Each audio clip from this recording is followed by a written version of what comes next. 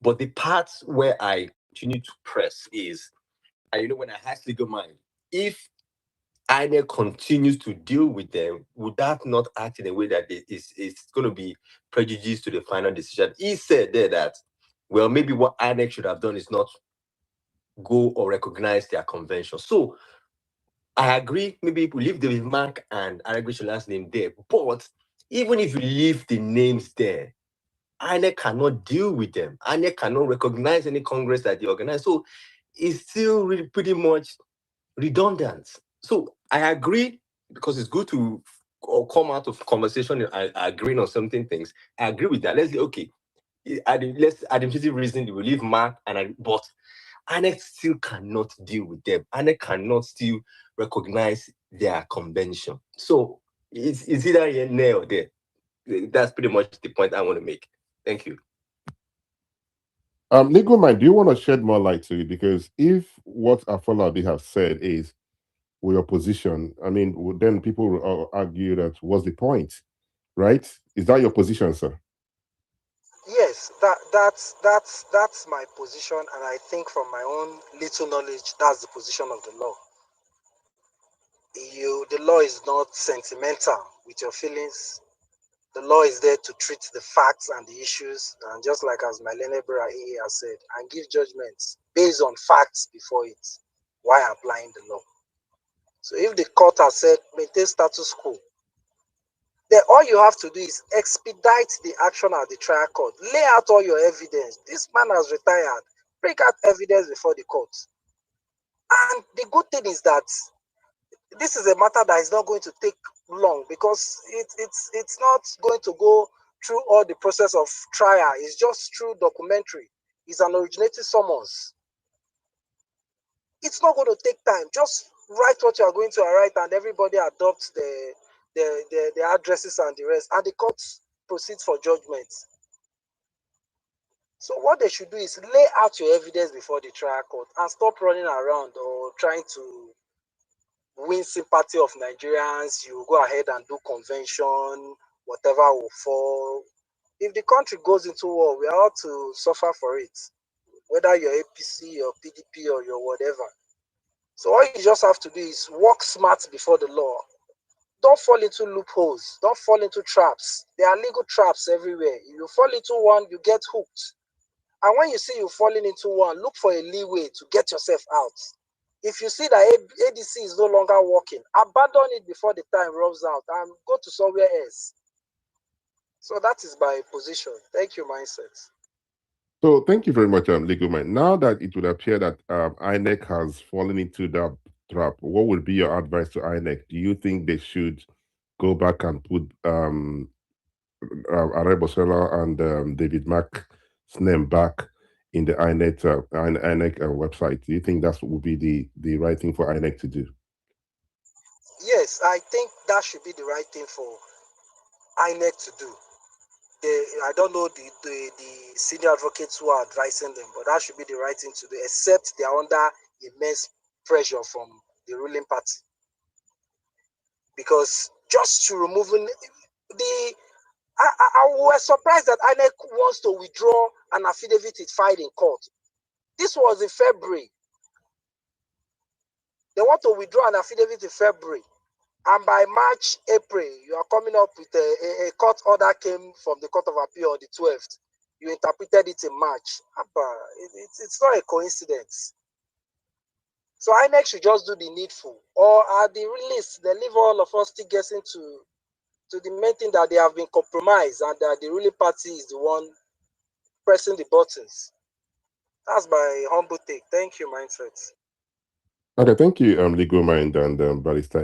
You guys were able to convince Afolabi and Ayo that their position has changed, and if not for your help, we'll be arguing whether INEC has done the right thing or the wrong thing. So it would appear that you guys have educated us this evening, and some persons have agreed with your position. Thank you, guys. KB, the mic is yours, sir. Yeah, good evening, Moises, and good evening to everyone. I actually requested the mic to, add something to Kundayo's, question earlier. and then another came up. One, I think Ekunda is looking at it from the angle of INEC, being, acting in contempt of court, which legal minds have, and AE have tried to explain. I think one point to note, except I'm wrong, is that, like legal mind earlier stated, is that INEC is a party to the suit itself by virtue of the affidavit, they filed, confirming their role, in the appointment or selection of the leadership of what we call David Mark and Arabisola in ADC. So therefore, that implies that whatever pronouncement the court is making, it equally applies, to them. So, of course, by the action they have, done or carried out after the pronouncement, is even more of a contempt, negating, the court's position, which necessarily will not mean prejudice, like Kundayo tried to highlight. Secondly, the question I want to ask is this. If INEC goes back, if the court had asked, that all parties should maintain status quo, would that mean, dysfunction or incapacitating the party or, from carrying any further action to the point that any action, whether convention or Congress is held, will not be recognized? Legal mind, please. No, it does not necessarily. The Supreme Court has held emphatically that the courts and INEC should not interfere in the internal affairs of political parties. So it's a local classical case. But the issue is that INEC on its own can allow political parties. They have supervisory role. When it comes to the new electoral act, the new electoral act says when it comes to conventions and election of national executives and leadership of the party, INEC may. So that is the only leeway ADC has, because then it's not mandatory. But when it comes to national convention of selection of candidates to run for election, the new electoral act states INEC shall. That is the operative word. So it does not necessarily mean that when the court says party should maintain status quo, that it renders the political party limbo. No, it does not. But there is a caveat that the political party should be aware of. That should, in case the case goes against them, every action they have taken becomes nugatory. I don't know if you get my points. I get you, absolutely. I get you. All right, thank you very much, Legal Mind. Do we have any other person who would like to add anything, question or contribution? Those on the speaker section, if you have any question or contribution, please do raise your hand. And if you disagree with Legal Mind, Dio. Yes, sir. Okay, go ahead, Dan. Good evening, happy Easter, sir. I don't know if you can you hear me? Yes, sir. We managed to bring you. We managed to bring you. All right. Thank you. It's been a very, very busy day for me. Legal Mind, there's something you said, and I agree with most of the things you said here with AA. But you said something earlier which actually make me to ponder a bit. First of all, you said when there's a status quo, if, for instance, the party, you try to change it now, but your first instance was this party, like in the name of David Mark and Co., the ADC under David Mark, cannot render or carry out any action pending substantive completion of the matter in the Federal High Court under Justice Nwite. Was that what you said? Please, can you repeat what you said again, please? Thank you. I don't get you. Please rephrase so that I can understand your points. Earlier, when I listened to you earlier, you said that because the question was asked, which is Afolabi's view, that whether when they say something is under status quo should be maintained, that the party itself that should not carry out any actions, because any action they carry out, the other party can seek for the court not to then to carry out any actions that will detrimental to him or his rights, as the case may be. Was that what you meant, please? Exactly, that's what status quo means.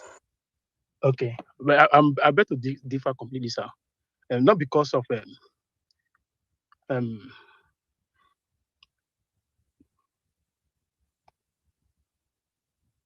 onto the fact that there are many cases to that effect that when you say a matter is in court and status quo should be maintained, which is what, and I don't know why it should really be argument for SAN, Mr. Josh Amitikon, Amutikon, whatever his name is, to be determining or arguing whether it is, whether what he will maintain or what he will not maintain, or what he will observe or what he will not observe. I find it difficult to agree because of the fact that David Mark actions, for instance, we have agreed here that the substantive suit have not been heard completely, and whatever thing it's just an injunction, and a primary injunction for that matter for him to be recognized as the chairman, and the court of appeal awarded 2 million naira to Mr. Nephew and said the status quo should be maintained. And I think that I've just done justice in that realm, if you ask me, which is that you that have come before the court, you are not your lawyer yourself have not lost completely, but let us wait for the matter to be complete in the High Court. Now, if that is the case, the Bima can carry out his convention, the Bima can carry out his elected position at the state, local government, state and federal level, and whatever they do can be rather nugatory if the Federal High Court determine the substantive suit before it against them. But while the matter is still ongoing and the status quo is being maintained, which is what the status quo simply means.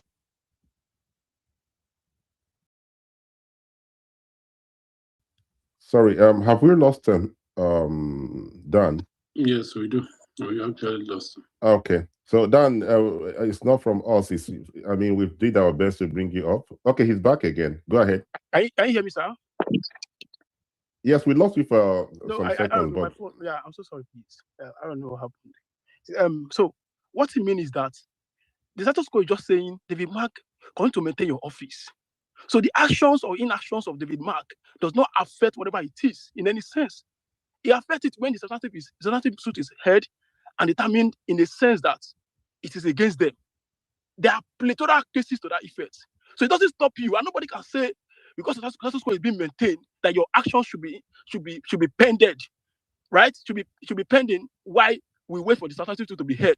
That's not our law, first of all.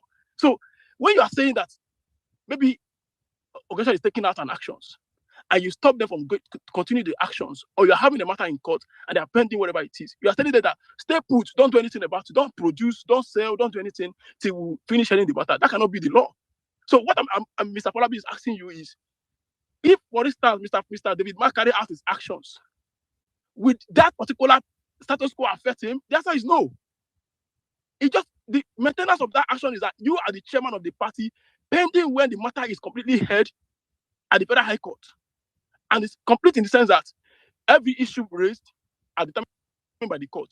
And if it raised in realm, completely in that sense, we know very well for sure that, yes, this is the matter as it is, then whoever wants to go to appeal will do appeal, whatever it is. But I agree very well that this is not, the original law does not stop David Mark from carrying out any actions or inactions. And if you want me to supply you authorities, I have plethora of them to supply you with it, first of all, from the Supreme Court to the Court of Appeal, free of charge. Please, thank you. All right, Legal Mind, do you want to respond to what your learned colleague have said? Yes. I wouldn't want to join issues with my learned colleague. You know, that's the beauty of law. We canvass issues, then we lay out precedents to back up whatever position we choose to adopt.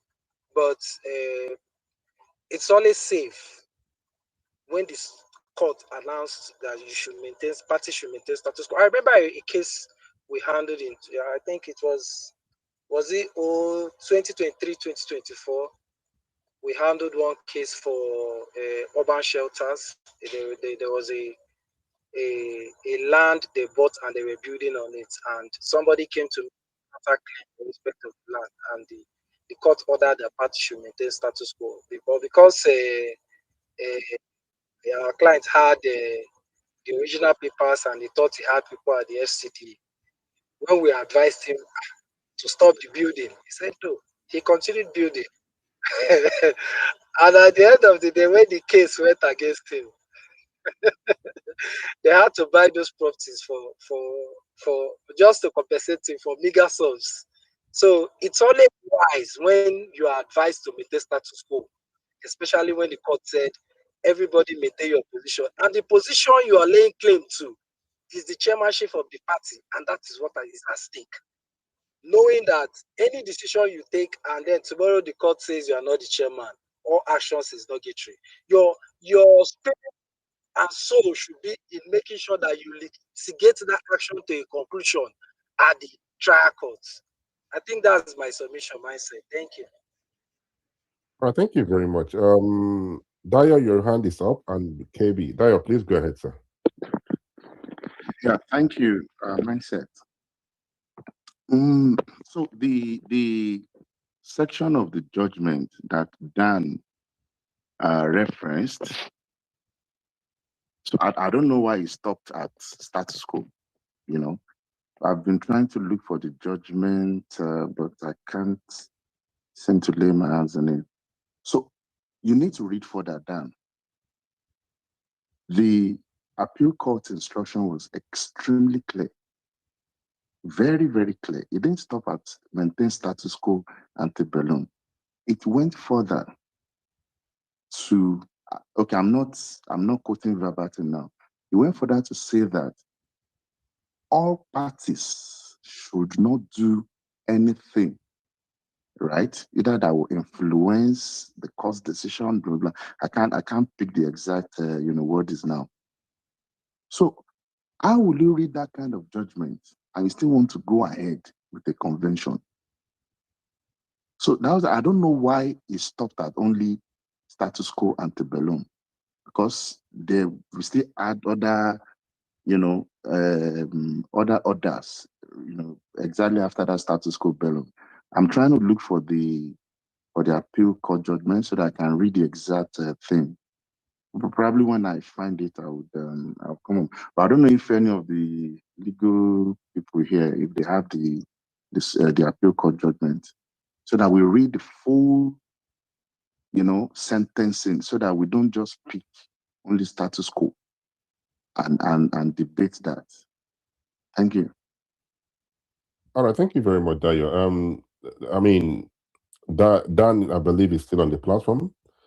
He dropped as a speaker. So Barrister AA and Legal Mind, if they can help us to read out what Dayo is asking for, that would be really helpful. KB, please go ahead. I do have a new speaker as well. So let's be mindful of time so we can bring more people up. Yeah, thank you once again. Yeah, my question again still goes to Legal Mind. Legal Mind, looking at the question I had asked you earlier and the one that follows, with Dan, your response to Dan, does that not sound contradictory?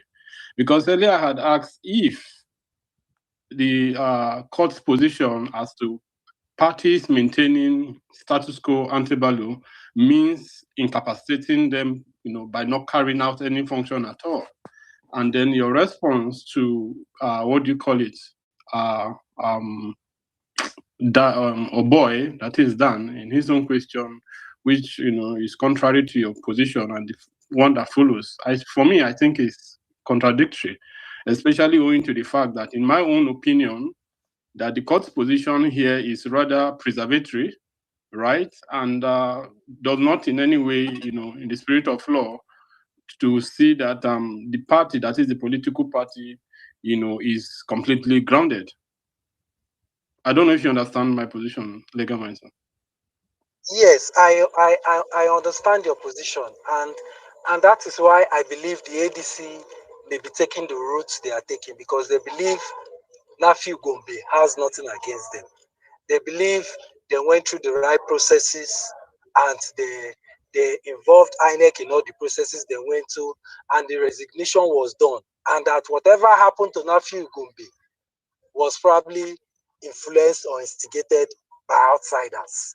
So they believe when they go to court, they will be able to lay all this to rest. And that is the safe route for them. They can go on with the convention, they can do whatever they want to do. And then at the end of the day, the court says, David Mark is the authentic leadership. It happened with PDP. The leaders, they were still functioning when Zamfara and Plateau happened. They had conducted the congresses, they are choosing candidates. So if you know and you are sure that you did the right things, so that's, I'm not trying, there's no contradictory. The law states maintain status quo. Parties do not take action that will foist anything on the courts. INEC, your own, you've been recognizing David Mark as the people working with you, as the leaders of ADC. At no time, we must note, which is a fact, was there that ADC had no leadership. At no time. So there's no, by INEC now removing the name is making ADC without a leadership, which is not true. So David Mark and the rest, they being sure that probably on their own side, they know that this guy has resigned. They can go on with their congresses, which is against the law because the law has said maintain status quo. And if at the end of the day, the law decides to ratify that illegality and says, what you've been doing is the right thing, you are the authentic chairman, then the actions becomes legal. But if the court says, what you've been doing is legal, this man is the authentic chairman and he did not properly resign, then every action they have been taking becomes null and void. So it's as simple as that. Okay, court sorry. will only say will only say maintain status quo. It's up to the parties.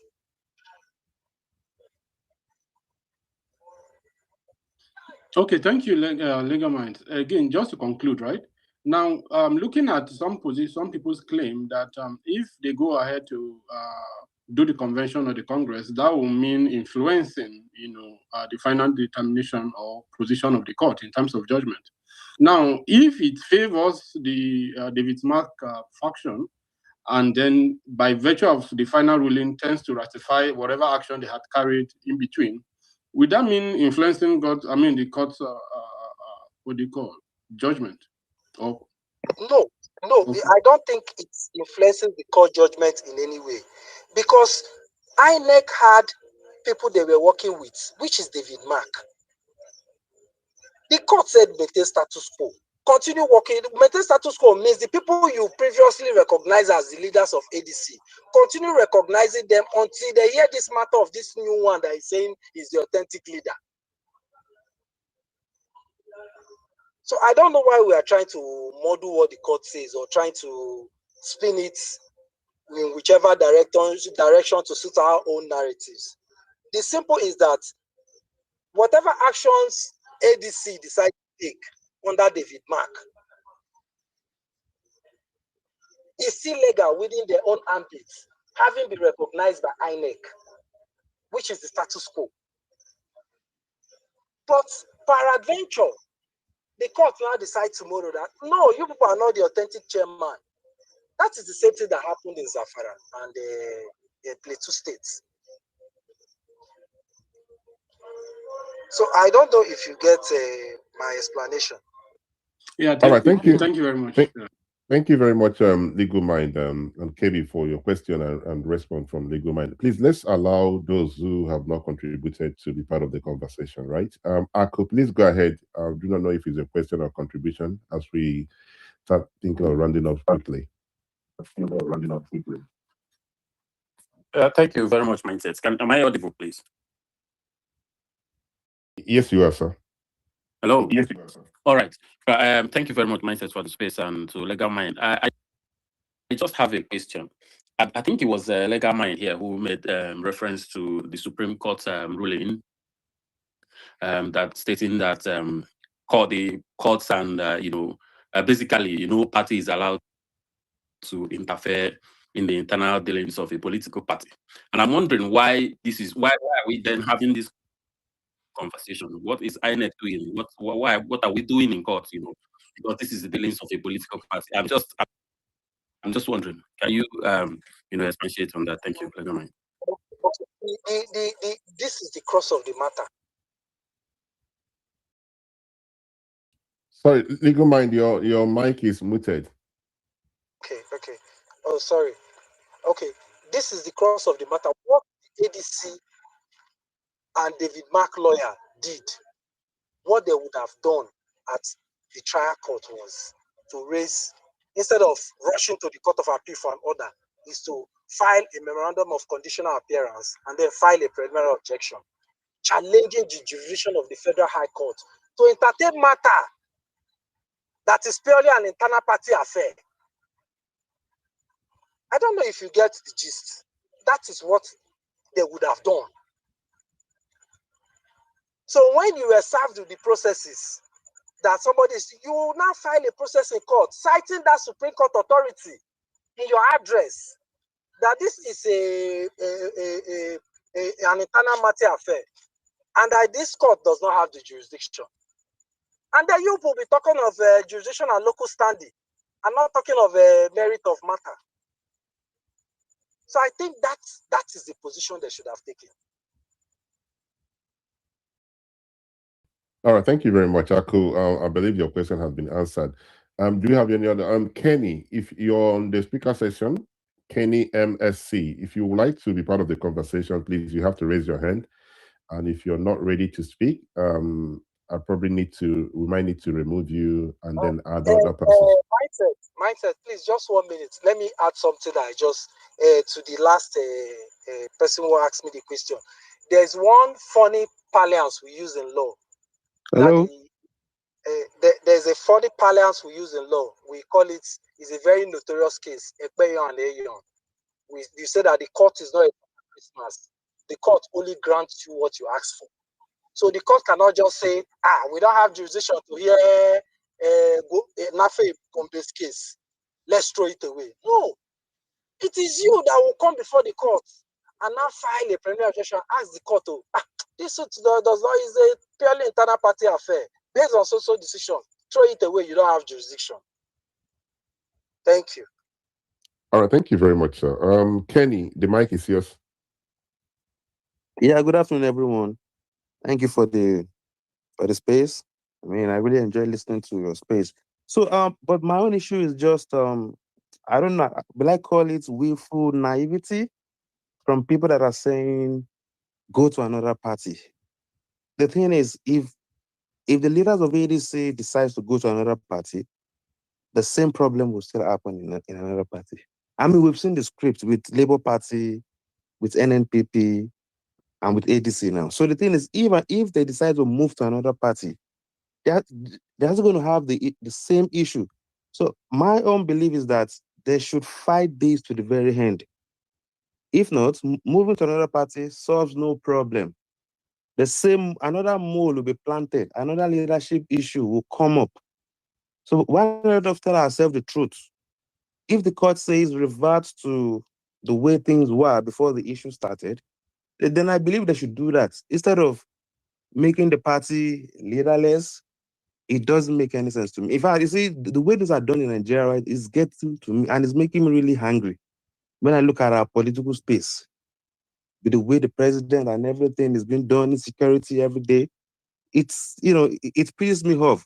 So please let us come together and fight for this. If it is as a party does not fight for this and then decides to move to another party, then they are a bunch of jokers. So that's just my contribution. Thank you very much. All right, thank you very much, Kenny, for your contribution. Please, if you disagree with Kenny or you think what he said is not aligning with your thoughts, you can raise your hand and tell us why you disagree with him as we wait for new speakers who would like to be part of the conversation. Those on the speaker session, do you have any question, any contribution? Please, if you do, raise your hand. I will pass the mic to you. Okay, Kabiru, you are on the speaker session. Do you have any question or contribution, sir?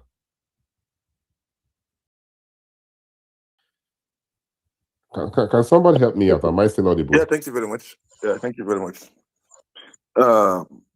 I really want to ask this.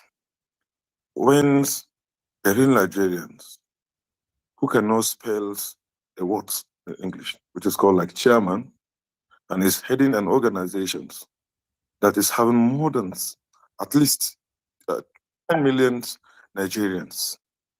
Don't we have any law that say that there must be a qualification to be a chairman of a party?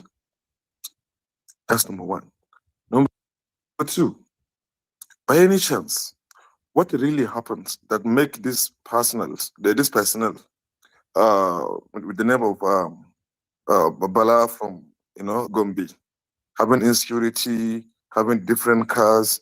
Did he do a business that just suddenly he owned different cars, he owned even money, he helped different kind of individual in the names of his own aides?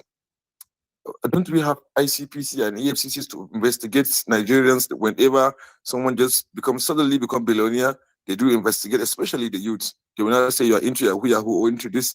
What really happened in just less than 1 month or 2 months? Somebody have just become a billionaire without having a single business he's doing. He has been in politics for a long period of time. He cannot even spell chairman, but today he have more than 28. This one is a strategic communications. Let's call it 8. This one you say I'm his media 8. This one you say I'm his out 8. He cannot come to media and explain to Nigerians how all this happens. How did he suddenly become aggressive? Just aggressive, abusing everybody online. You can see chats on WhatsApp when people ask him, just because Shegu, he just said this in Hausa. I don't know. Don't we have law enforcement agencies that investigate certain things like this? That is the question number 2. And I really want, when lawyer investigates, what will happen in the case of this stance when the courts have taken sides, the president or the APC or the ruling party with all their aides are not promoting the stand of the INEC? Does that mean there's a link between the APC, which is the ruling party, and the INEC and the court? Because we know, even in the case of Abba Gida Gida versus INEC and others, where the Supreme Court directly says that anything pertaining party is on home affairs of the party, not the court. Thank you. All right, thank you very much. I actually raised my hand because you've asked 2 questions, and I think it's fair that when you ask those questions, you wait for those who would like to respond to the questions to respond, because if you continue, they probably might forget about they wouldn't get the question that you ask. So I can't even remember the first question and the second question. Do we have anybody who would like to respond to any of those questions? Anyone who would like to respond to the question Mr. Kabiru asked? Yeah, sir. Let me speak to what Kabiru. Okay. Yeah. You see, these are the issues. And suddenly we are looking at the guy's qualifications. Now we know that he can't speak good English. Senator Abu had come out to tell the world what actually transpired. Apparently, when David Mark team came to ADC, it was a gentleman agreement. Okay, you guys are the founding members, of this party. This is how we are going to share the position. Senator Abu is a die-hard ADC member. So we wouldn't come here and say that, oh, presidency has bought him also. He told us, he came out and said the truth. David Mark team actually reneged on the agreement they had with this gentleman. And I laugh when people are saying, where is he getting all the money? This. Go and research who Achuku is. Bala is working more for Kachuku because Kachuku, don't forget, was the flag bearer of ADC in the last election. And he wants to be on the ballot again. And Kachuku in his own right is a billionaire. So when you come up and you are asking, you are questioning, where did they get money, get security? I mean, those are mundane things. If ADC supporters are actually serious, you should be asking your leaders serious questions now. Thank God for AA and Legal Minds. They have told us that your leaders committed a rookie mistake by appealing the ex parte order from the Federal High Court. The questions you should be asking your leaders: who are the lawyers that filed this frivolous, appeal? You should be holding them to account. But because they know that when they tell you there's opposition that is giving us problem, just giving that small screen, people just file. And all lawyers that I've listened to on this matter, they agree on one thing: that ADC messed up the legal, whatever. I said something the last time I was on your space. I said, when you look at the whole thing, it's looking as if the decision makers in ADC, they are actively working against the interests of that party. I don't know if they are moles, but they've given you small screen. Why are we talking about how many cars Bala is driving now? He can't speak English. He has security details. Those are not the issues. Those are not the issues. Seriake Dixon formed his own party himself as far back as February. And when he decamped, instead of going to ADC, he went to his own party. When Adeleke wanted to leave PDP, everybody thought he was going to ADC. When APC rejected him, what did he do? He ran away. That means there is something about ADC. And now we know that even the Rafosu that brokered the whole arrangement with David Mark, this guy had been sacked as far back as 2022 as chairman of ADC.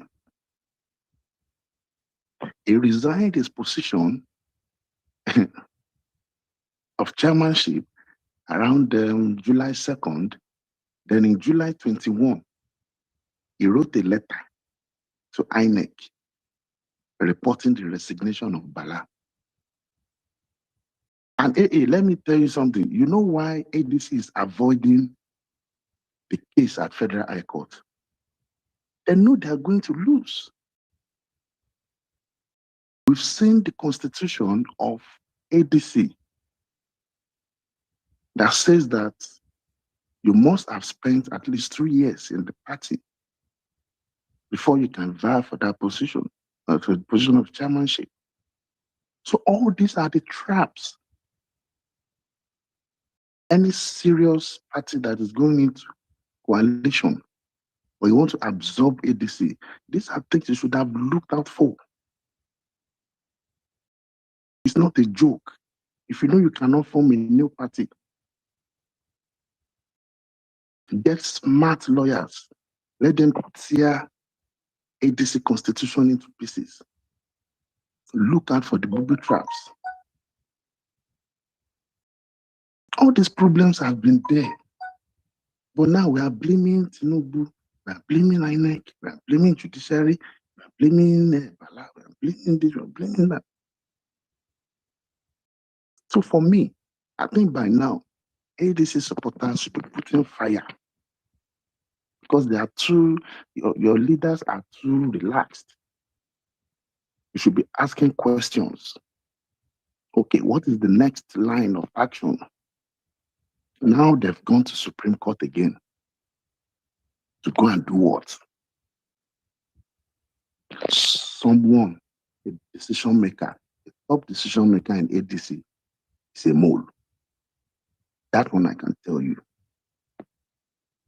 because this rookie mistakes. Sorry, Dayo, my hand is up. My hand is up. I'm sorry. I'm sorry. No, you can come in.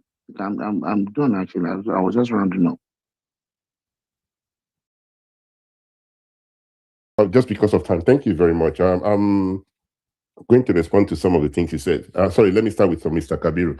You see, I do not think whether the guy can write his name or write a chairman is the issue at this point. I don't think ADC should focus on such things, right?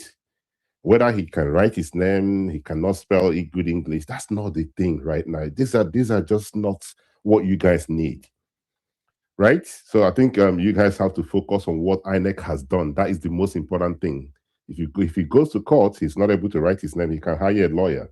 So leave that by the side. But if you want to continue to speak on those things and, it will bring a lot of tractions, I do not think that's what you guys need to do. But there's something Dayo said. Dayo said some of the lawyers on this platform have agreed that ADC messed up. Permit me to use the word messed up. But there's another thing Dayo did not say, which I think he should have said. That's not the only thing the lawyers on this platform have said this evening. One thing they said, that ADC should have filed, should have followed the right process, right? But that's the most important thing they said, which I think is the point of contention here, is that INEC has taken a position, and which they shouldn't have taken. Dayo, you didn't mention that, but I want to bring that to your attention because a lot of people have. No. What I meant was one minute, please. Let me land, please. Okay. Thank you. A lot of people from the APC, I want to believe you're a member of the APC or you're somebody that supports Bola Ahmed Tinubu, believe that what INEC has done is the right thing. INEC did the right thing by removing this individual. But if we're going home tonight, or depending on what time zone you are, something to take home from this platform is that INEC as an umpire is biased. As long as we are consigned on this platform right now, based on what the lawyers have explained, they shouldn't have removed the names of these people. This is why Nigerians, some Nigerians, not all, who for some reason don't even like ADC, have said, okay, hold on a minute. You cannot treat these people this way. So one thing is that they messed up their case, but the case has not been decided. But INEC, you see that umpire taking that decision. I think I want you to agree with myself and others that INEC, based on what the lawyers have said on this platform tonight, is biased. Do you agree to that, sir? Okay. So before I answer that question, just a few seconds, right? What I meant is, what prompted this whole wahala? What prompted all this back and forth that we're all going back and forth like a yo-yo? It was that appeal mindset. It was that singular error. And AA would agree with me. Legal mind would agree with me. That was the trigger. If ADC lawyers had waited out the federal court of, federal high court, let them litigate the matter. So that was what I meant. If they had waited that very process out, we will not be here today, right? And on your question, well, I still feel like INEC has not done anything wrong. Thank you. Thank you very much, Dayo. So you see, the thing here is this: myself and few persons on this platform have said it, that if for any reason this case, the court decide that Nafiu Gombe is the real chairman of the ADC, that's the court have decided, right? Whether ADC decide or they have moles who help them to mess up their case, that is their problem. They should go and find out who those moles are. But the problem here is this, which you said you do, for some reason you don't want to agree to, is that the umpire who's supposed to be neutral have taken a position, right? This is the problem here. So if if we are going to blame ADC, which I think everybody have the right to blame them by messing up their case, what about INEC? Who shouldn't have done what they, leave these guys the way they are. Leave this thing the way it is. Sorry, help me out. What is this antebellum thing? I keep forgetting how it's being pronounced, right? Status quo. Gosh, man, I'm telling you, we've got to turn to lawyers tonight, right? Leave it the way it is. But no, INEC decided to, mess the whole thing up. So myself and our other people wouldn't even want to look at the problem with ADC, how they messed up the whole thing. Most person would look at, why did INEC decided to do what it did? Right? That is the question here. Be an umpire, be an unbiased umpire. Go to court, the judge saying Nephew is the listen. ADC, then that's the end of ADC. Everybody goes on. They cry and everybody go on. But you see this thing INEC has done? To be honest with you, Tayo, it doesn't matter. In my own view, sir, you probably would disagree, and that's fine.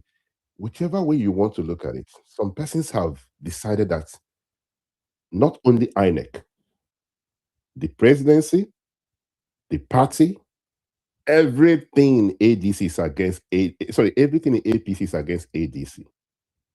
Right? The court, that is that is how INEC has messed this thing up. Even if ADC don't have a good case, if the court decides tomorrow that Nephew Bala, I think he's Gombe, is the real this thing, believe you me, even those who don't even know the law will say to you, we told you guys.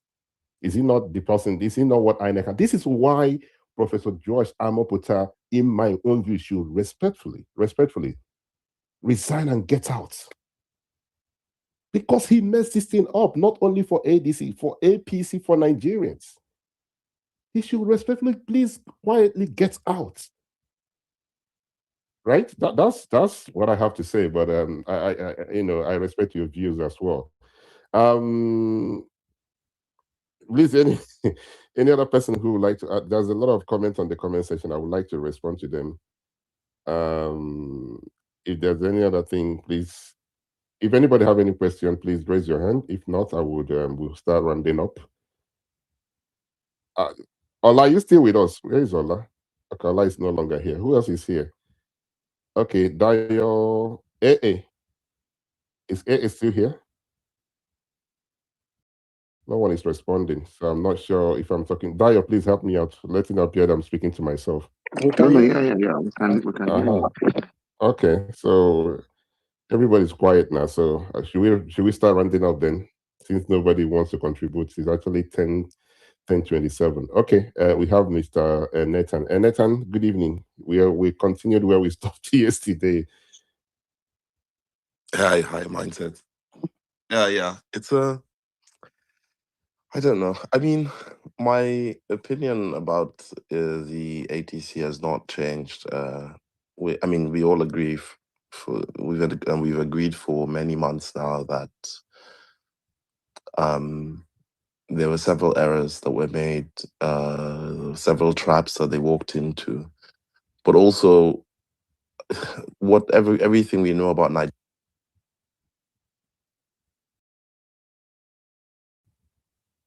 Oh, I'm sorry we've lost Mr. John. So let me see if I can read out what's going on in the comment section. So we have Mr. Maknoon Ali said, if they did not go ahead with the convention and the Congress, who would submit the results of the Congress and convention to? If INEC fails to receive the result, will David Mark go back to court to force INEC to receive and recognize the results? And so TUC says, a good chess player completes his thoughts before making a weighty move. Thinking after the move is costly and shows a lack of respect. ADC as a concept is a move. It's a move made before thinking. Now we are all forced to think about what appears by all accounts to be futile. Okay, then, the same Maknoon Ali. If David Mark goes ahead with the convention and Congress and loses to Gombe at the court, would he be exposing himself to personal liabilities. Those that bought forms and incur expenses, wouldn't they deserve compensation? That is from Mr. Maknoon Ali. Then the same Mr. Maknoon Ali said, if you don't know that Mindset is a paid propagandist, you're on your own. All right, Mr. Ali, with respect, I respect people's opinion, but when it comes to accusing me of what I've not done, you know what that will result to, right? Respectfully, if you do not have any, you can call me all kinds of names, but if you want to say that I've been paid and you don't have any evidence, respectfully, I'm going to respectfully block you and remove you from the platform, right? Yesterday, some other person said I'm working for APC, which was not a problem. I don't have a problem when people say I work for APC.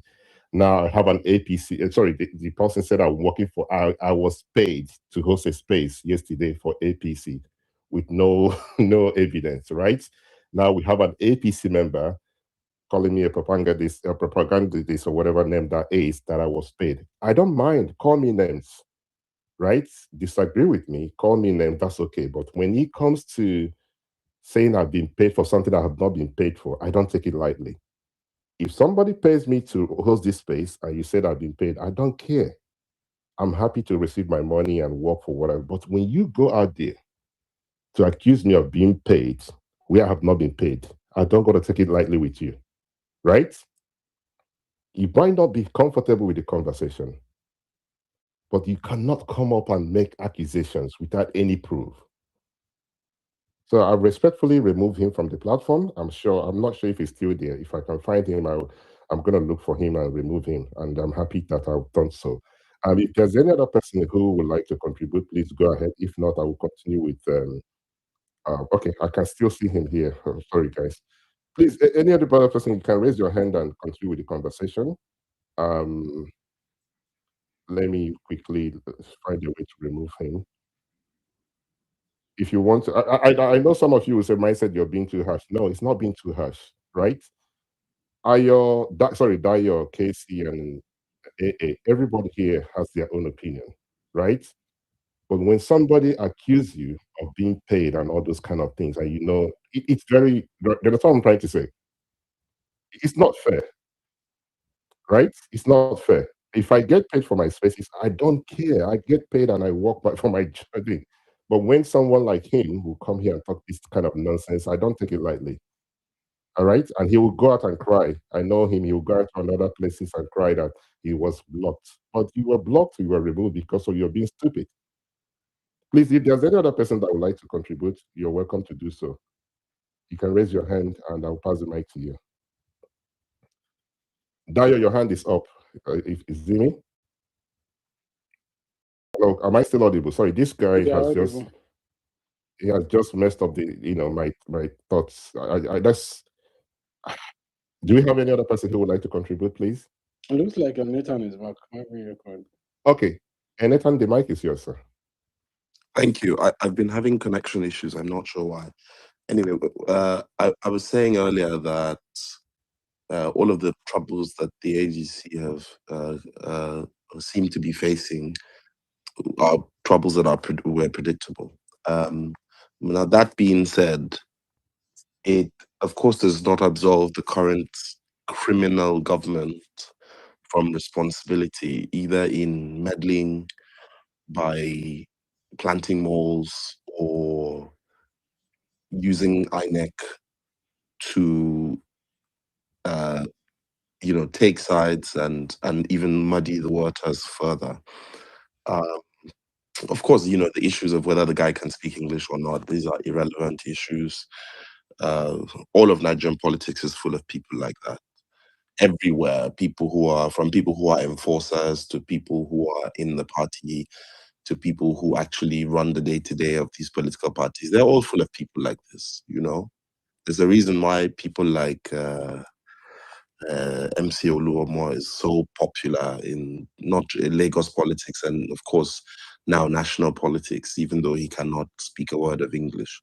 There's a reason why Tinubu used him as enforcer for many, many years in Lagos, because he's useful to the political system. And there are many people like this. Also, Nigeria as a whole is full of, these are the kind of people that you have as citizens. So we cannot begin to say that because a person cannot speak English, they cannot participate. I mean, from young people up until old people, one of the most popular streamers in Nigeria is Pella. Pella can barely speak a word of English, but he's as popular as he is. Anyway, that being said, the real issue, and I'm glad that you mentioned the real issue mindset, is the issue about INEC. Political parties can be stupid and do what they do. The umpire cannot descend into the arena. And we debated this ad nauseum the other day when we said, that INEC, is playing the part of this system as it is designed, which is to make it difficult for the opposition to actually run in a free and fair elections, and that's why it's important that we don't distract ourselves by dwelling too much on what the internal politics of ADC is, but whether or not we will have a fair umpire, whether or not this government has failed on all levels, every single level, even by their own standards, whether or not they deserve one more second in government. That's the real issue. Whether in fact Nigeria is turning into a one-party state, whether we have a president that cares even the slightest bit about the suffering of Nigerians. So Nigerians to look, not take this, will not accept crime, but also just people in position. And anyways, the government. Sorry, Nathan, I apologize. Hello, sorry, Nathan, your line is not clear, but let me know if it's not. Let me find out if it's from my end. Dayo Kabiru, AA Afalabi, can you guys hear him clearly? Because it appears I can hear you clearly. Not myself, Nathan. No, it was cracking up a bit. I thought as much. Any other person? But I can hear it clearly, actually. Yeah. Not myself. Can anybody hear Nathan? Because it appears he was cracking. He was cracking a lot. Yeah. It was cracking. Yeah, I thought as much. So Nathan, I do not want anyone to misquote you, but if you're able to resolve whatever that problem is, the mic is yours, sir. Yes, please go ahead. Go ahead, sir. So I just changed my internet connection. Is this better? Perfect. This is perfect, sir. Okay, I will just then summarize what I was saying. I was saying that for me, I would rather focus on what those who in power, both politically and administratively, are doing, which is to say, what is the current government doing to scuttle the chances of the opposition? What is the current government doing by way of use of INEC to descend into the arena and make things worse, so that in fact we do not have an opposition?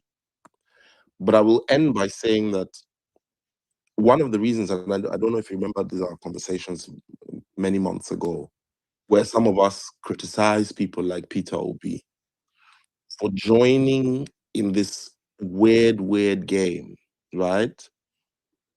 Instead of building his own platform, right? And I think that he will suffer from all of this eventually, because I think that he wasted 4 years of goodwill by not building a platform that works, but by jumping into one of these prefabricated platforms that have always been used by the government in power to muddy the waters in the opposition, to plant moles, to make sure that there is no viable opposition. And of course, this is what's happening. And all of these people are people that play that dirty game. So something that we should have expected. I'll stop here, mindset. All right, thank you very much, Nathan. You see, I'm not a fan of how Peter Obi plays his politics, but you see, when it comes to this issue of party's problem, what happened in Labour Party, a lot of people would have expected him to stay. Stay to do what? The moment he left, please, I don't want to digress, but stick to the topic, but it's very important that I respond to this. When he left that party, it would appear everything works better, right? But when he was there, the case was going on from left, right, and center. So it would appear that wherever he found himself, whoever, be it the government, be it whoever, will find a problem, will create a problem in that political party.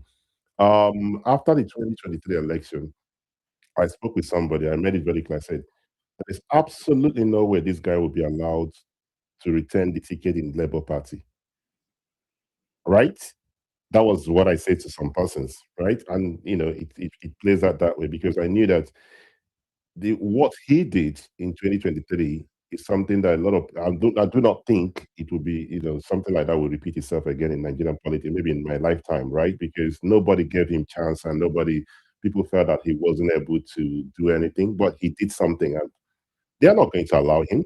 So building his own party, they tried to, I think this ADC tried to register a political party called ADA.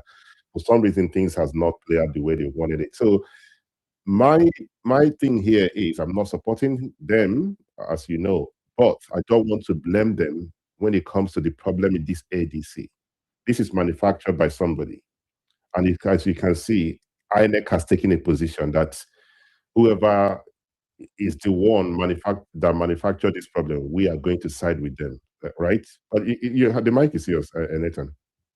Yes, I see your point, mindset, but my reference was not even to the Labour Party, because even the Labour Party was never his party to begin with. He also just jumped into the Labour Party for the purpose of getting a ticket. So that also would not have worked, right? The thing is, for the problems that Nigeria has, the immense problems, not only in the country as a whole, but within the political space, how dirty it is. And if there's anybody who is the father of dirty politics, it is Tinubu. There is nothing that his hand touches that remains the same. And if you follow Lagos politics, you will see this. Every single individual in Lagos was on their knees. There was not a single local government chairman, councillor, head of a parastatal, a council chairman, market women's associations. Every single thing was under his thumb. We saw this play out since 1999. He has had that state in his firm grasp. Why do we think that this kind of guy will play, nice in any party that you join? Which is why, because of the unprecedented, organic support that people like Obi got, he should have understood that wherever he goes, he will be a threat. And so he should have spent those 4 years, right, where this support was clear, to build an actual movement. Obi did not build a movement. He just relied on this, there's an obedient movement. That's not Peter Obi's movement. Obedient movement has no political viability. It's just a bunch of people who like the guy and they decided to form this. He needs a political structure. It may be lean, it may be small, it may not be as powerful, but we already know that there are people who are hungry for a person who will do things differently. And then you go and join forces with people like David Mark, who has been in the thick of all of the corruption from military time until now. You go and join people like Atiku, who knows how to play this dirty game. You join all the other people who are completely different from you, and how of course, for me, he has wasted this thing. But yes, I see your point, mindset. But I was not talking about the Labour Party. I was talking about building a solid political structure that can last, whether or not he wins the election. That's my slight response, mindset. Okay, thank you. Sorry, guys, I'm going to digress a little bit because I would like to respond to some of the things that Nathan said. Respectfully, I disagree that the movement does not belong to Peter Obi. That is his movement. As I said, it's called obedience. His name is tied to their movement. They made it very clear that whoever this is who they support. So it is his movement until he decides he doesn't want to be part of that movement. But as of today, that movement belongs to him. Secondly, I think you and I we disagree on this particular thing. there is not going to be an angel from heaven for those that believe in angel, or there's not going to be anybody coming from Jupiter, Mars, or Saturn, or any other planet to play this, to help us in Nigeria. It's between us. It can be Dio tomorrow who wants to run for election. Dio might not be perfect. It might be yourself. I know you're not interested in politics to run for election. It might be a follower. It might be AA. Now, AA cannot do it by himself. AA has to work with some people, right? I am not. The only thing I disagree with the way I don't even know why we're moving from this to that topic, but I disagree is the way and manner they have handled the movement. But apart, is the movement is that movement his? That movement is his. But I want to go back to INEC because I don't want to. I want to go back to what INEC has done. But I think it's very important that I address this. And Nathan, please, I want to go back to INEC. You raise your hand. Go ahead. Okay, my final thought on this, right? When I say obedient is not his, is that it is not a movement that he, the way we say this, it's not a political structure. He could have taken that movement which was in his name, because it's not a thing that he sat down and said we're going to form obedient movement. It was an organic thing that built up, that attached his name to it. So when I say it's not his to use in the political sense, right? But I understand your pushback. Maybe it was the way I worded it, right? Like, what has he done with the obedient movement, for example? Like, what political structures exist that are tied to this movement that become a grassroots movement? Look at the way other people play politics in other places, right? When somebody has this kind of movement, they turn it into a political structure that can stand the test of time. Today, obedience are dispersed. They're not sure whether they're the ADC. They say, oh, if Obi gets the ticket, we'll stay. If he doesn't get the ticket, we'll go, And there is no cohesive political structure. Now, on the issue of the last thing I will say, right? I know we keep disagreeing on this, the idea that there is no angel. The reason why I deeply disagree with this is that it's not that we're looking for angels. But you cannot, and I think Lamido Sanusi once said this, like, you cannot ride the belly, you cannot ride a tiger and expect not to end up in its belly. There is just no way that you cannot stand inside the current corrupt political system and say, I'm going to change it. You must push the walls until the walls fall. If Nigeria is going to change, and Nigeria is in such deep shit, right? You cannot do it by playing politics as usual. Again, you cannot do it by insisting that I'm going to win the next elections. Any politician that is serious about changing Nigeria must defer their wanting to be president until they can build a strong enough movement. And there are Nigerians who hate everything our government is doing. They hate the last government, they hate the previous one. They want a country that works, they want electricity, they want roads, they want schools, they want hospitals. That's what Nigerians want. If you cannot build that, and what you want is to be president, and you keep jumping from party to party, then yes, we can talk about angels. Because that's what we're talking about, political power. I'm not talking about becoming president. I'm talking about building a political movement that significantly separates itself from this completely unconscionable way of performing politics. And it will be unpopular in the beginning. And in the beginning, you cannot expect that you can just jump to the presidency. You must build that thing. They don't want to do the work. That's why I say this obedient movement is useless. Useless because it has not been formed into a political structure that works and separates itself from Nigerian politics. That's it, mindset. All right, sorry, guys, I have to respond to this. I don't think that it's useless, and I will tell you why I don't think it's useless. There's a lot of things these people have achieved. The only thing I agree is that they should have my position in this is that what they have done, they should have structured this thing earlier on before now. But to use the word that the movement is useless, I don't think that's right, and I will tell you why. A lot of people did not believe in them. They came together, they did their thing, they got over 6 million votes. Right? Any movement that got over 6 million votes, one cannot use the word useless. They are not perfect, right? There are a lot of things I believe they can do to make the movement better. But in terms of useless, I wouldn't want to use the word useless. But I want to leave it at that. Maybe one of these days we will discuss it. I don't want to digress because I'm more focused on what INEC has done. I want to go back to that, right? That's my position. Please, anybody raising their hand, I don't want to go back to obedient movements or this thing. If you're not going to stick to the topic of INEC, please do not request for the mic because I will interrupt. I will interject if you're moving towards the obedient or responding to myself or Nathan, please. Could the mic is yours. I want us to stick to the topic. Thank you. Could the mic is yours.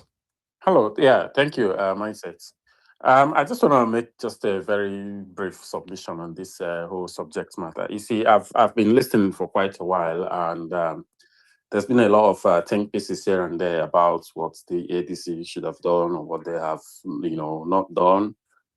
To be honest, I think we are dealing with government in power who is very, very out and determined to make sure that there is no viable opposition existent in the country. It doesn't matter what political party they want to use. It doesn't matter where they go. As long as you pick up momentum, they are going to come for you. Before the big weeks they came into the ADC, I mean there was relative peace in ADC. There was no issues. There were no court cases here and there, which I think was one of the reasons why they chose the ADC at the time that they did. Because I think there was something to that respect, as to why they chose the ADC, which was the party that was relatively peaceful at the time. But then immediately, the party began to gather momentum and people began to come into the party. Then the powers that be felt threatened. And we're in a very difficult situation right now because we are dealing with institutions that ordinarily are supposed to be independent on themselves, that are supposed to play, regulatory roles. And even the courts, you can't,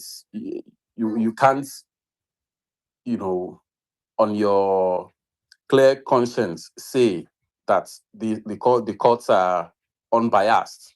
You have the wikis and people who can boldly tell you, yes, that will influence the decisions of the court on social and so matter. And you see the way the judges are moving with the politicians, attending, functions organized by politicians, taking gifts from politicians. Then you begin to wonder, what hope is there, even if these people go to court, say, let us take this matter head on and, bring out our facts. What is stopping the court from declaring, say maybe a recess of the court and say we'll just judicial holiday, we'll just make up something and then not sit on it for maybe 2 months until they are time barred to actually present a candidate. So these are the nitty-gritties of this whole thing. I don't know, I can't effectively advise the ADC at this point as to what to do, but I want to believe that they have x-rayed the situation, which I think is one of the reasons why they've come out to say we are going to go ahead with our convention and just go on with it. There's no headway in the courts. It's all, you are locked down. I mean, from the explanations from the legal learned persons in the house tonight, I mean, status quo is, we all have understood what it means. Leave it as it were. But INEC has actually gone out to, take an action against maintaining that status quo, and which is where they are very wrong, and that should not have happened. So, and anybody defending that position that INEC has taken, I'm sorry to say, is an accessory to, attack on democracy in the country. Thank you. Thank you very much. Dayo, you posted something on the...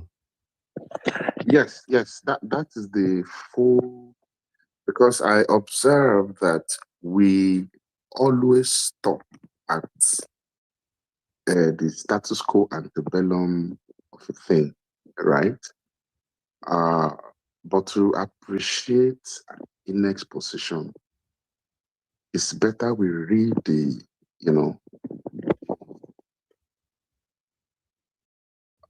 So I'm trying to recall the document. Oh, sorry. I don't know. I can see the document. Do you want me to read it out, Oh, or you yes, want it yes, yourself? yes, please. Okay, so it's hereby ordered. I mean, it would have been better if. Sorry, can you mute your mic, please, sir? Okay, sorry. Thank you, sir. So I'm reading something. I don't know. I cannot see who it was, how it started. But let me just start from here, if it makes sense to anybody, right? Now it says. Sorry, gosh, I've lost it again. I apologize. All right. Dio, please bear with me, sir. Gosh, I'm not sure what I've pressed. I cannot see that anymore. Can you tag me on it, please, sir, if you can? Dio, are you still with us? Yes, I'm here. Okay, let me. I'm not. Yeah, I'm not sure what I pressed. I can see some other comment, but I saw that comment earlier on. Yeah, That's what I I'll can tag you to it. tag me to it, please, so I can be able to read it out. That's my fault. Sorry. Okay, I've seen it, sir. Thank you. So it says here, it is hereby ordered as follows: that the suit number FCT/AB/CS/1819/2025 be and is hereby granted as a electoral hearing in view of electoral timetable released by the fourth respondent. So, you see, this is the thing. Sorry, permit me, sir. I'm not sure. We don't know who the fourth respondent is, so we don't know. That's right. INEC. Yeah, I do understand where you're coming from. From your, it's INEC, but if I'm reading out a legal document, it will be fair if there's the first part to it, right? Then we'll be able to say to the first part. Let me send. Okay. Yeah. All right. Thank you very much. If you're able to do that, so at least it would help not only myself, and it will help the lawyers in the house as well. As we wait for you. And Nathan, your hand is up, sir. Go ahead. Yes, I wanted to comment on INEC and say that INEC, as currently structured, will be difficult, it will be difficult to have a functional INEC. And here is why. The INEC chairman is appointed by the president on the recommendation of the Council of State and then confirmed by the Senate, right? Especially in a system where the Senate is controlled by the ruling party. The Council of State is an executive advisory body, right? It is structurally a political presidential appointment with no layer of protection, right, from involvement. There is no involvement of, for example, the Chief Justice of Nigeria. There is no non-renewable term, but there are lessons, right? And I just want to mention like one or two countries that designed their electoral commission against this kind of intrusion that we see every single time, not just this government, but every single government since 1999 has attempted to do this, some with more success than the others. The only president that did not successfully do this was President Jonathan, right? Now, there's a lesson, for example, I can talk about Canada and the UK, but we may say it's too far away. Let's look at how South Africa, right, does what we call layered gatekeeping, right? Where the president is just the last signature, but not the hand, right? Nigeria's INEC has the president's signature as the first hand, second hand, third, everything is done by the Nigerian president, right? Now, in South Africa, what happens is that they have what they call the IEC, right? It consists of 5 members. One of them must be a judge. It's appointed by the state president, right? But selected from a list of people submitted by a panel of experts that comprises the president of the Constitutional Court, representatives of the Human Rights Commission. They have what is called the Office of the Public Protector, which is not controlled by the president. And they have the Commission on Gender Equality, right? Then they have a second layer. They do short lists, interviews, and they submit those candidates to their National Assembly, right? After that, then the president signs, and the removal of the chair of the IEC is also constitutionally protected, right? So the president cannot just remove the INEC chair or IEC chair and bring him back like as he wishes, right? So they have these multi-layer protections for the IEC, so that the president cannot just control the electoral body. The way INEC is set up in Nigeria, unless you get a president that just on his own is either very weak, like Jonathan, or is not interested in meddling in politics, any president that wants to control INEC will control INEC legally. That's the real problem with INEC. And that's why we've now seen an INEC that has presented itself as completely willing to do the bidding of the current president. So I think that's another thing we should talk about, that in any new electoral reform, we must remove INEC from the grip of the presidency and find a different way of having an electoral body that is that has protections from executive meddling. I wanted to just provide that example. Thank you very much, Aneta, for your submission. There's something I'm taking home tonight, is that not only yourself, some of the lawyers that spoke before you have made it very clear that INEC has shown that they are biased when it comes to this issue that has to do with ADC. That is something lawyers on this platform have agreed with, and that's for me something to take home with. Now, I see people arguing that ADC should have done their homework well. Yes, ADC should have, right? But then again, they, in the words of some lawyers or some persons, they didn't do the right thing. They should have done. Good. When they get to court, if the judge looked at the case and say, you didn't prepare your case very well, and throw the case away or throw it out or whatever, and decide whatever, that's fine. But the umpire who it appears that have taken decision is what I want Nigerians to focus more on, right? I want us to focus on, it's very important. It's not only about ADC, it's about other political parties. There is a possibility that other party will be deregistered. So those that will stay by the side, keep clapping and say INEC is doing the right thing, INEC might decide tomorrow and say, okay, what happens? Like, I think somebody suggested for the ADC to jump to another political party. What if INEC decides that we're only going to have 3 political parties? This is the problem here. So I want us to think about this. INEC has messed up. They should go back and review whatever they did. Put these guys back. Put David Mark back. Put Ralph back. Let Mr. Gombe go. Let the court case start. If this court decide that Mr. Gombe is the real leader, then these guys have no case. That is one thing I want us to focus more on, because something has happened and we cannot allow it to be swept underneath the carpet. People can call me names. I do not have a problem with it. You can say I'm citing ADC. I do not have a problem. Where I have a problem is when you accuse me of being paid when I have not been paid. If I've been paid, I will gladly not respond to you, right? I want us to focus on INEC, right? 10/10. The mic is yours, sir. Yeah, sorry, 10/10. Quick one. I tagged it to the document.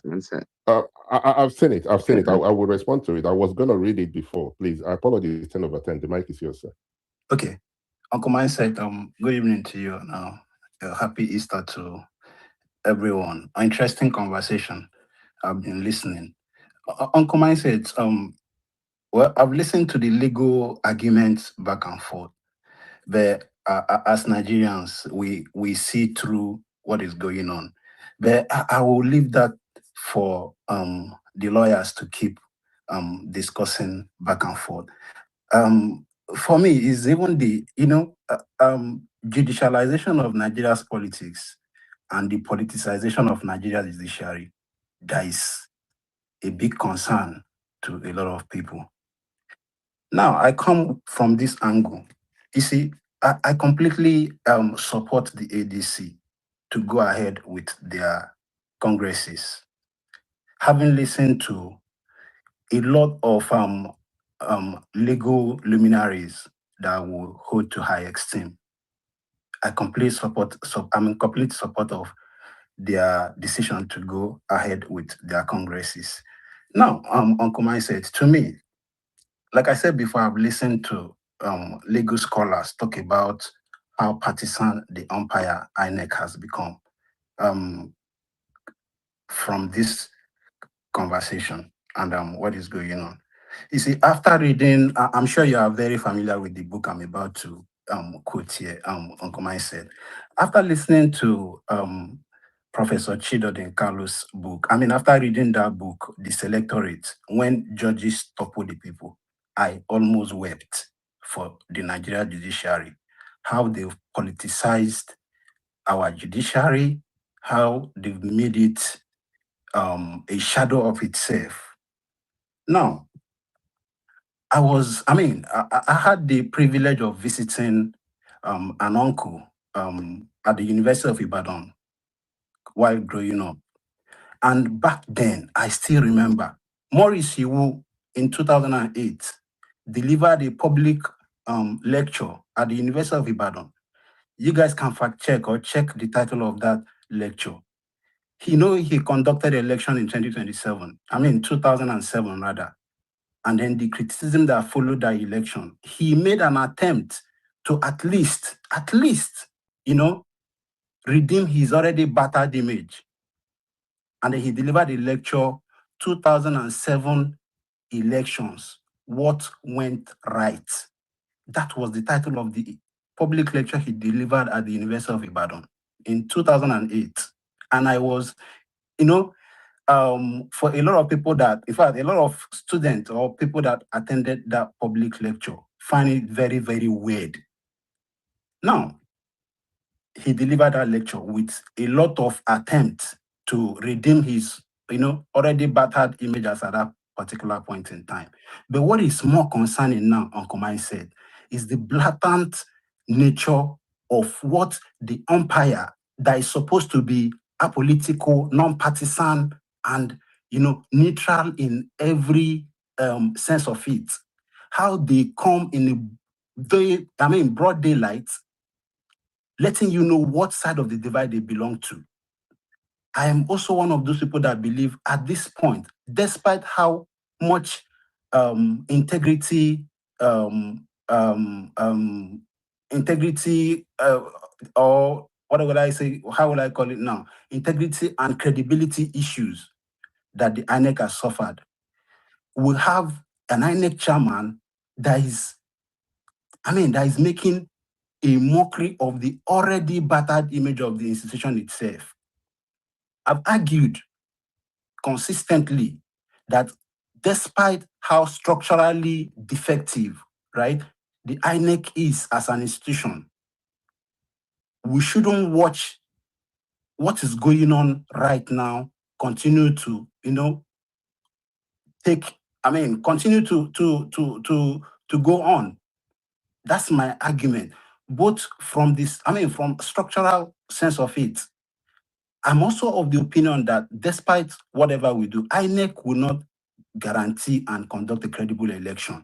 So Uncle Mike said, I just wanted to drop my few cents to the conversation that we've lost confidence in this INEC being led by Josh Amopita himself, and I completely endorse anybody that is asking for his resignation. And thank you so much for giving me the opportunity to speak, Uncle Mike said. And a happy Easter to you once again. Thank you very much, 10 over 10, for your submission. Can you please, sir, can you mute your mic? Let me, Dr. Usman, bear with me for a minute, please, sir. Also, let me, Dayo, I'm not able to find her again, I'm struggling now. Can you find it, sir? Dayo, please somebody help me out. Am I still audible? Yes, Okay. I can hear you. Dayo, okay, Dayo is no longer, it's here, but it's not responding because there's something he wanted me to read out. So he tagged me on it, but there's a lot of comments here, so I'm struggling to find it. Okay, Dayo is not responding. Let's look for someone else who would like to contribute as we continue the conversation and wait for Dayo. Dr. Usman, the mic is yours, sir. Hello, Mindset. Hello, everybody on the platform tonight. So this is a very interesting conversation. So I just want to approach it from the perspective of accountability. And I think that is one of the most neglected components of every INEC discussion that I've seen. Now, if you look at the way INEC is structured, and I think Elnathan John has touched on that very deeply, the structure is not designed to allow INEC work as an independent entity. INEC has been designed from the beginning to serve as a tool of manipulation by a sitting president. That I that they added on it, because usually the name used to be National Electoral Commission. It was in the wisdom of the military, not even the Democrats, the military. They decided to give it I to make it independent. Now, what that independence means is that it can operate without interference. But that I is just by name, by structure. So that's not what I'm trying to say. So what I'm saying now is about accountability. At least I've watched different INEC chairmen operate from 1999 to date, from Ephraim Apata to this guy. I have never for once, and if I'm wrong, let anybody correct me. I've never for once had any government calling on a forensic audit of INEC expenses. Every election cycle, INEC goes to the federal government with a budget. They get their money, they spend that money, period. Where that money goes, nobody knows, nobody wants to know. How the INEC chairman appropriates his budget, spend his budget, nobody knows. So now, it seems to me like it's an arrangement between the federal government being run by the executives and the INEC chairman to say, you guys, you can submit your budget. We're going to give you everything you want, but we're going to tell you what to do. Because we are not coming to check what you guys are doing with this money. Until we begin to hold INEC chairman or INEC chairman accountable for every single kobo that goes into their election budget, we are not going to have a proper INEC that works for the Nigerian people. You hear INEC being given trillions of naira, off-cycle, on-cycle election. Speak to any INEC staff. I have a lot of INEC people who work in INEC at different state, and federal level. When I speak to them, I almost weep. They are poor. Their remuneration is bad. They don't get anything done. Every allowances they used to get in the past has been cut off. In fact, the recent information that I'm getting is that this Amupitan, ever since he's been into office now for about 6 months, he has not even called in a general meeting to look at it, to talk to his staff, which used to be the general thing for any INEC chairman to say, okay, now that I'm here, let me look at my staff at the headquarters. Let me speak to them. Let me hear from you directly. Amopitan is not interested in doing that one. Amopitan I had has not even gone around to the state INEC offices to see anybody. He was only interested in the Rex. So far, the information I had was that he only had meeting with the resident electoral commissioners, because he knows they are the ones who are going to help him to do this rigging thing that he is being appointed to. The regular, normal working INEC staff don't know that there is a new INEC chairman. And another thing that I had is that most of the allowances that Jega used to give them for traveling, for whatever, for this, and right from Yakubu started cutting everything. This guy cut everything out. So that's why I'm saying that as long as we're discussing INEC structure, we have to discuss INEC accountability. There has to be a day when somebody is going to open an inquiry from 1999 to date and look at every bit of naira and kobo that goes into that INEC and do a forensic audit. Otherwise, it's one of the biggest cash cow that we have in the country. You go in there, you get money, you spend money however you want, you steal election for the people who give you that office, you retire as an ambassador.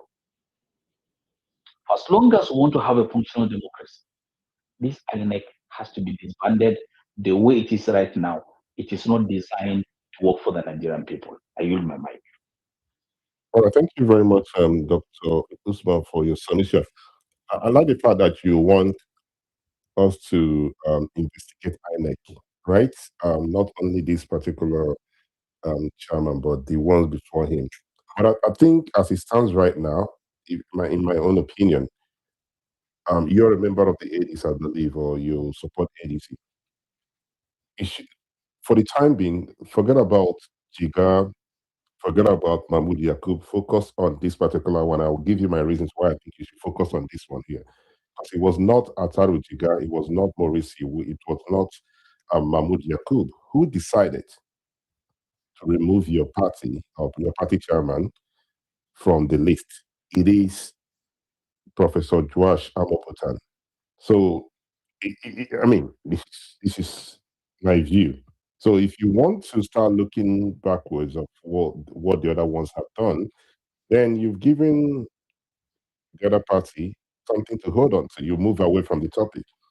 You're moving away from what matters because your what should be very what should matter to you right now is this man who is the INEC chairman today, who have decided to flaunt the court order. I think that's, I mean, don't get me wrong, there will be a day we will look into this thing, but I want you guys to focus more on this. I'm not sure if that helps, but if you choose not to, I cannot help you. That's my view on this particular topic, right? Dr. Usman, hello? Can anyone hear me? Hello, yeah, I can hear you, Mindset. Yeah, I totally agree with you that right now what we need to do is to be on satellite on what he has done with this. So my contribution is to kind of look at post Amopitan INEC, because I believe Amopitan is likely going to be the last INEC chairman that is going to continue with this dysfunction.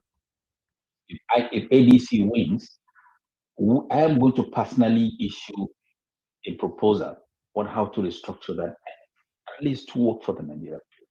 Otherwise, Amopitan is going to, if Amopitan gets away with this dysfunction, the next INEC chairman is going to be worse than what Amopitan is going to do. Because there is no way INEC can become a jury and a decider in this case. We've seen how the PDP has been under a lot of turmoil. INEC didn't take any serious position. The same thing with Labour Party, the same thing with NPP. But because when it comes to ADC, they realize Nigerians are fed up with Bola Tinubu and his party.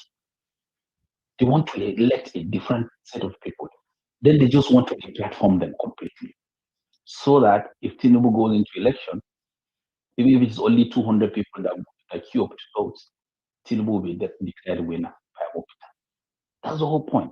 And I believe that Nigerians are going to allow this thing to slide. We're going to continue to talk about this, and we're going to get involved the international community to make sure that Amopitan is not going to be allowed to do this. And when he leaves, he's going to be punished for what he's doing right now. Thank you. All right, thank you very much. Unfortunately, we've lost Ayo. There's something he wanted me to read out, but he's no longer on the platform. Okay, let's see. Ernest, and the mic is yours as I look for Dayo. Yes, I just wanted to add a few more examples about how sort of INEC can be restructured. Because again, I agree that with the exception that Nigerians actually go out into the streets and say, we demand the resignation of this guy, there is no recourse under the law or elsewhere. The law has allowed the president to appoint the INEC chairman with no constitutionally fixed term, right?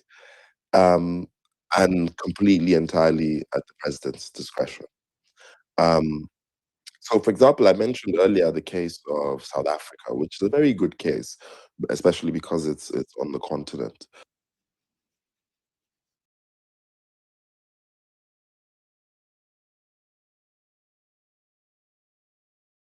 All right, sorry we've lost Nathan.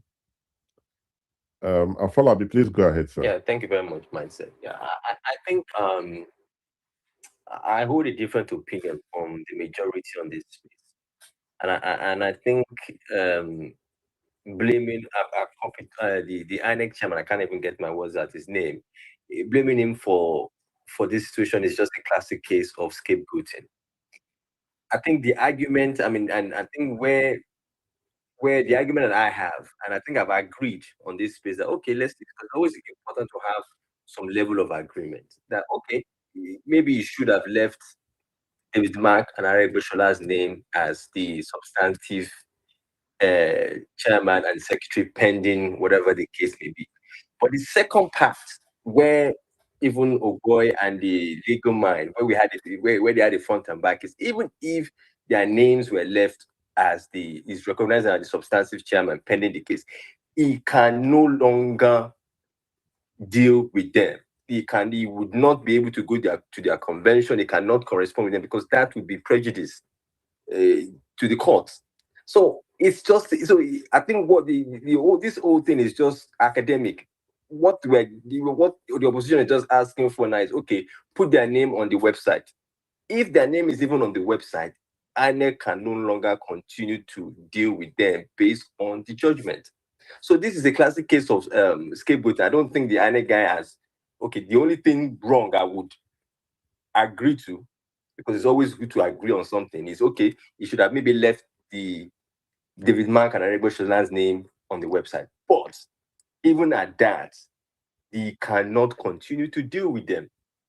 INEC would still not be able to go to their convention, even if he had recognized them as the status quo. So it's either there or there. The man is, as far as I'm concerned, is independent. He has not taken sides because he didn't institute the case. The ADC is fighting among themselves and they brought this to his table. So I really don't understand where the man is. I'm struggling to see what ultimate sin this man has committed. Because mindset, I think there was a front and back argument now between two lawyers on this space to say, look, the status quo is to stay as you are, don't do anything, even if David Mark is recognized. So I'm struggling to see what the problem this man has caused. We're just scapegoating here, as far as I'm concerned. We're not scapegoating him here, Afolabi. You know exactly what this man's the crime, if you permit me to use the word, the crime Mr. Professor Josh Amobita have committed. Now, if it doesn't make sense to yourself or anybody, why not he put those names back? If the names will not means that even if they go to their convention, it will not be recognized, he should go back and put it the way it was. I am not a lawyer. Lawyers on this platform have argued this thing, right? So ADC have the problem. Let's not move away from that. ADC have a problem because they have 2 persons or 3 persons arguing to be who is the chairman. That is not my problem. They go to court, the court will decide. INEC have no right to decide for the courts. So when you're saying that you cannot see why this man is being made a scapegoat here, why did he decide to do the job of the court? Why is it so difficult for us to see wrong and call it right? You're saying you cannot see how the man had made a mistake. Okay, he has not made any mistake. Let me concede. Let him go back tonight. Put it back the way it was. That's what the court asked him to do. How is that difficult? If ADC, sorry, I apologize, sir, decide to go out with their convention and he is not there, that's their business. Go to court and the court will throw everything away. So be it. INEC should put it back the way it was before. Let ADC go and sort it out. How is that difficult for you, sir? You're saying, you cannot see the man committing anything. People are making him. Put it the way it was before. Don't touch it. Go back tonight. Put the name of Ralph Arebusala. Put the name of David Mark. Let them go to court. Let the court tell them they are not the chairman. Let the court decide that Nafi Gombe is the chairman. Is that a problem? Is that too much to ask for? Afolabi, I'm asking you right now. So mindset. Look, I think, okay, let me try and make this even a bit more clear. My position is, even if you go back tonight, put David Mark and Arek Beshola's name there, fine. But those names there is as if you still don't have a chairman or a secretary, because INEC would not recognize them. INEC would no longer take any correspondence from them. INEC will not recognize, and if INEC will stop corresponding with them, even if their name is there. That's the point I'm trying to make. And that's the argument that Uboy and Legal Mind was having, where Uboy disagreed to say no, that they can still continue. But even if their name is there, it's still comatose. They will not be recognized. It's just name that is there. That's not that means nothing. It means nothing based on the judgment. They can't. INEC will not correspond. I will not take any correspondence from them. INEC will not recognize anything that they're doing. So, of what point is the name there? That's my question. But even if we consider and agree, okay, go and put the name. Of what point? Because those two guys will not be recognized, even if the name was on the website. Afolabi, it's very simple. Do not recognize them in your own words. Do not come for their convention. Do the thing the court have asked you to do. If it doesn't make any difference, if it would not make any sense, do you think INEC would have removed the names? Why do we see right and want to call it wrong? Okay, fine. It's not going to make any difference. It's not going to change who will be at the convention. It will not going to change what the court. INEC should put their name back there. That's all I'm asking for. Put it back the way it was before. Let them go to court and the court to throw it. Whether it makes sense that it will be recognized or not. If it will not be recognized, why did he remove them? Why did he remove them if it doesn't make any difference? He should have left it the way it was. Because he knew exactly what he was doing. Let's not turn this thing into... You see, you know my position, right? Some persons will disagree, call me names and what have you. ADC... I've taken a position when it comes to this thing. But when something is wrong, we as a people must be able to look at it and say, this is wrong. It will not make any difference. It will not make them win the case in court. It will not make Rafa Rebusawa become the secretary. It will not make David Mann. INEC, please, for whatever God you worship, put it back the way it was. Do the thing the court have asked you to do. That's all I'm asking for. Is that difficult? And you're saying it, even if they've done it, do it now, leave it there. Do it and let them go to court, let them lose the case. Go back and put it the way it was. That's all I'm asking for. Dr. Usman, please go ahead. Yeah, so mindset, I'm trying to address what Folabi is saying.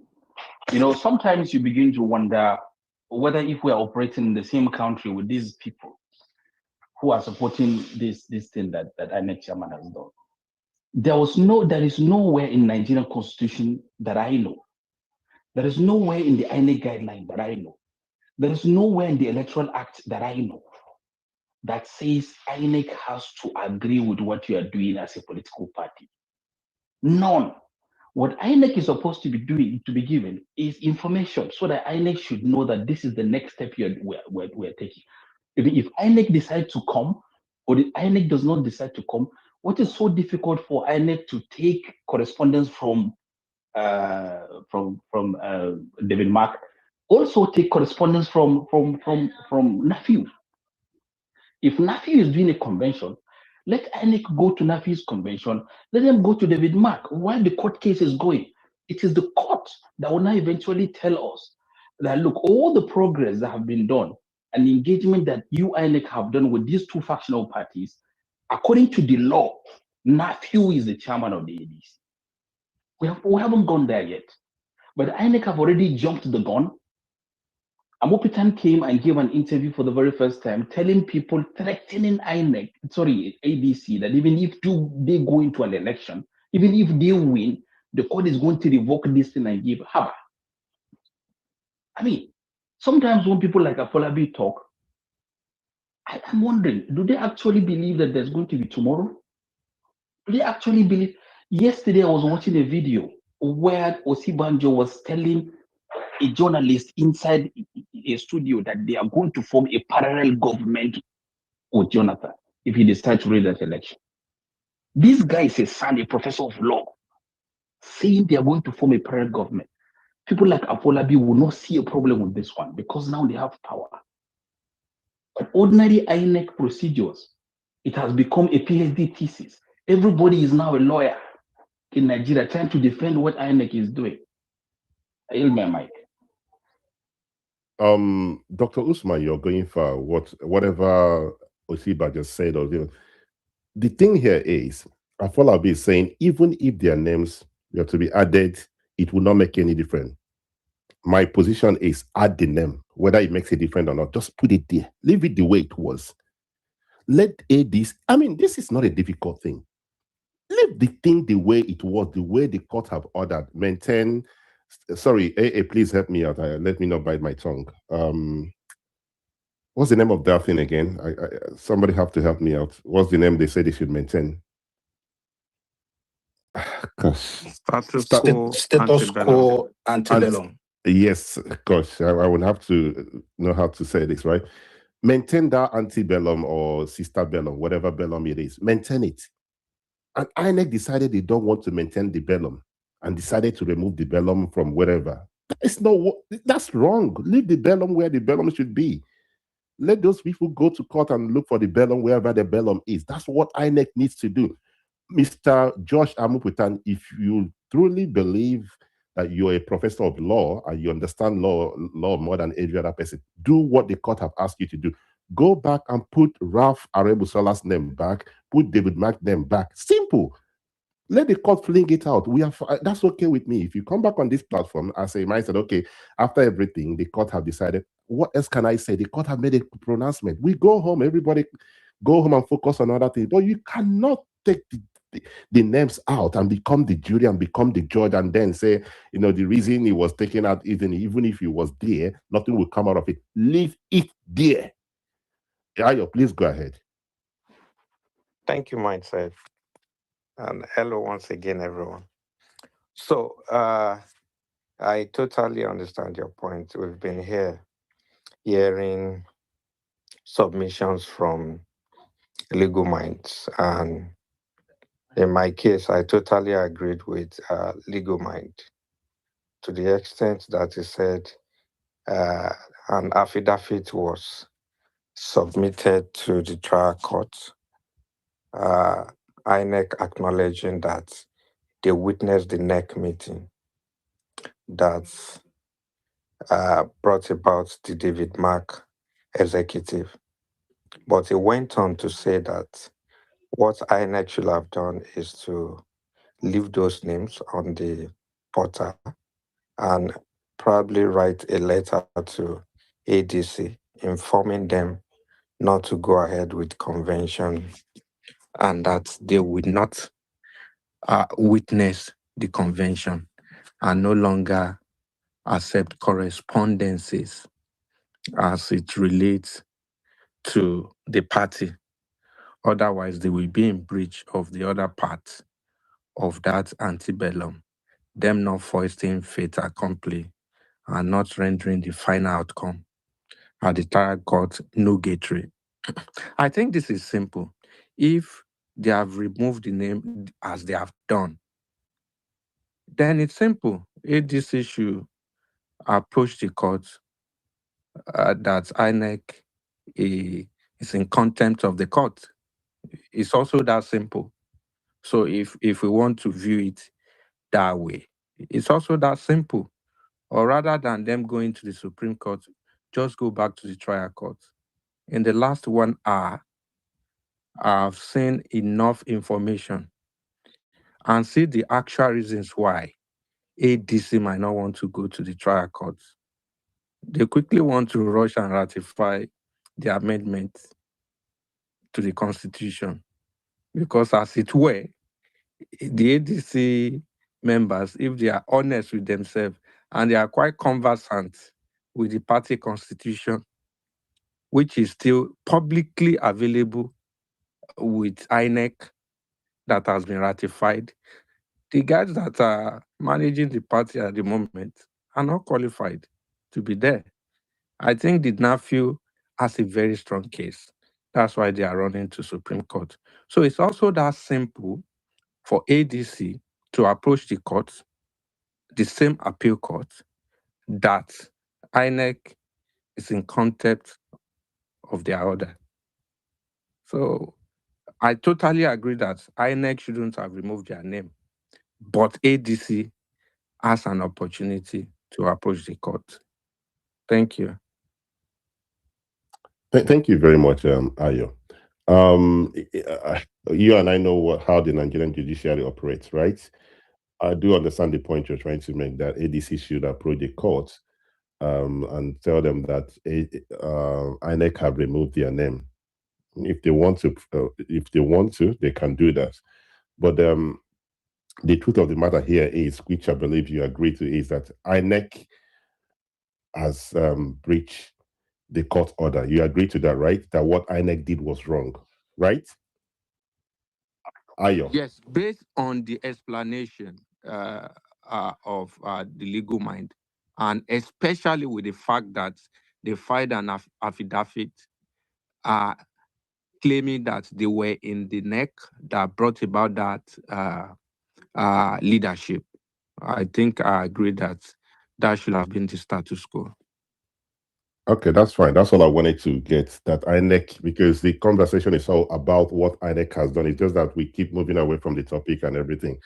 The bone of contention is INEC decided to rule on a case that they do not have the power to, right? That is the bone of contention here.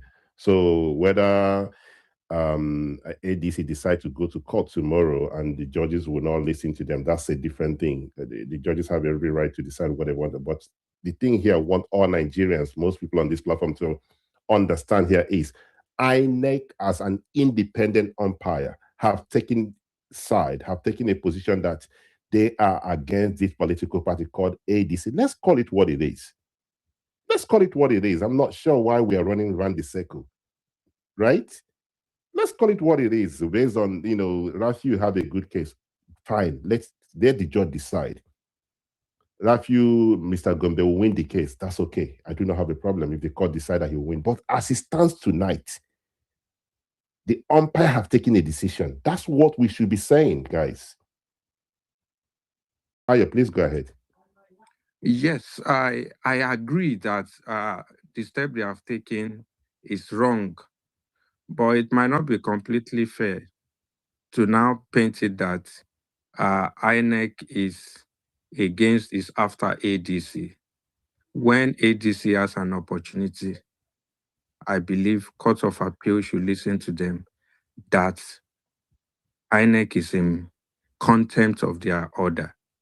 So I don't think it's completely fair to now say it and start pushing that narrative.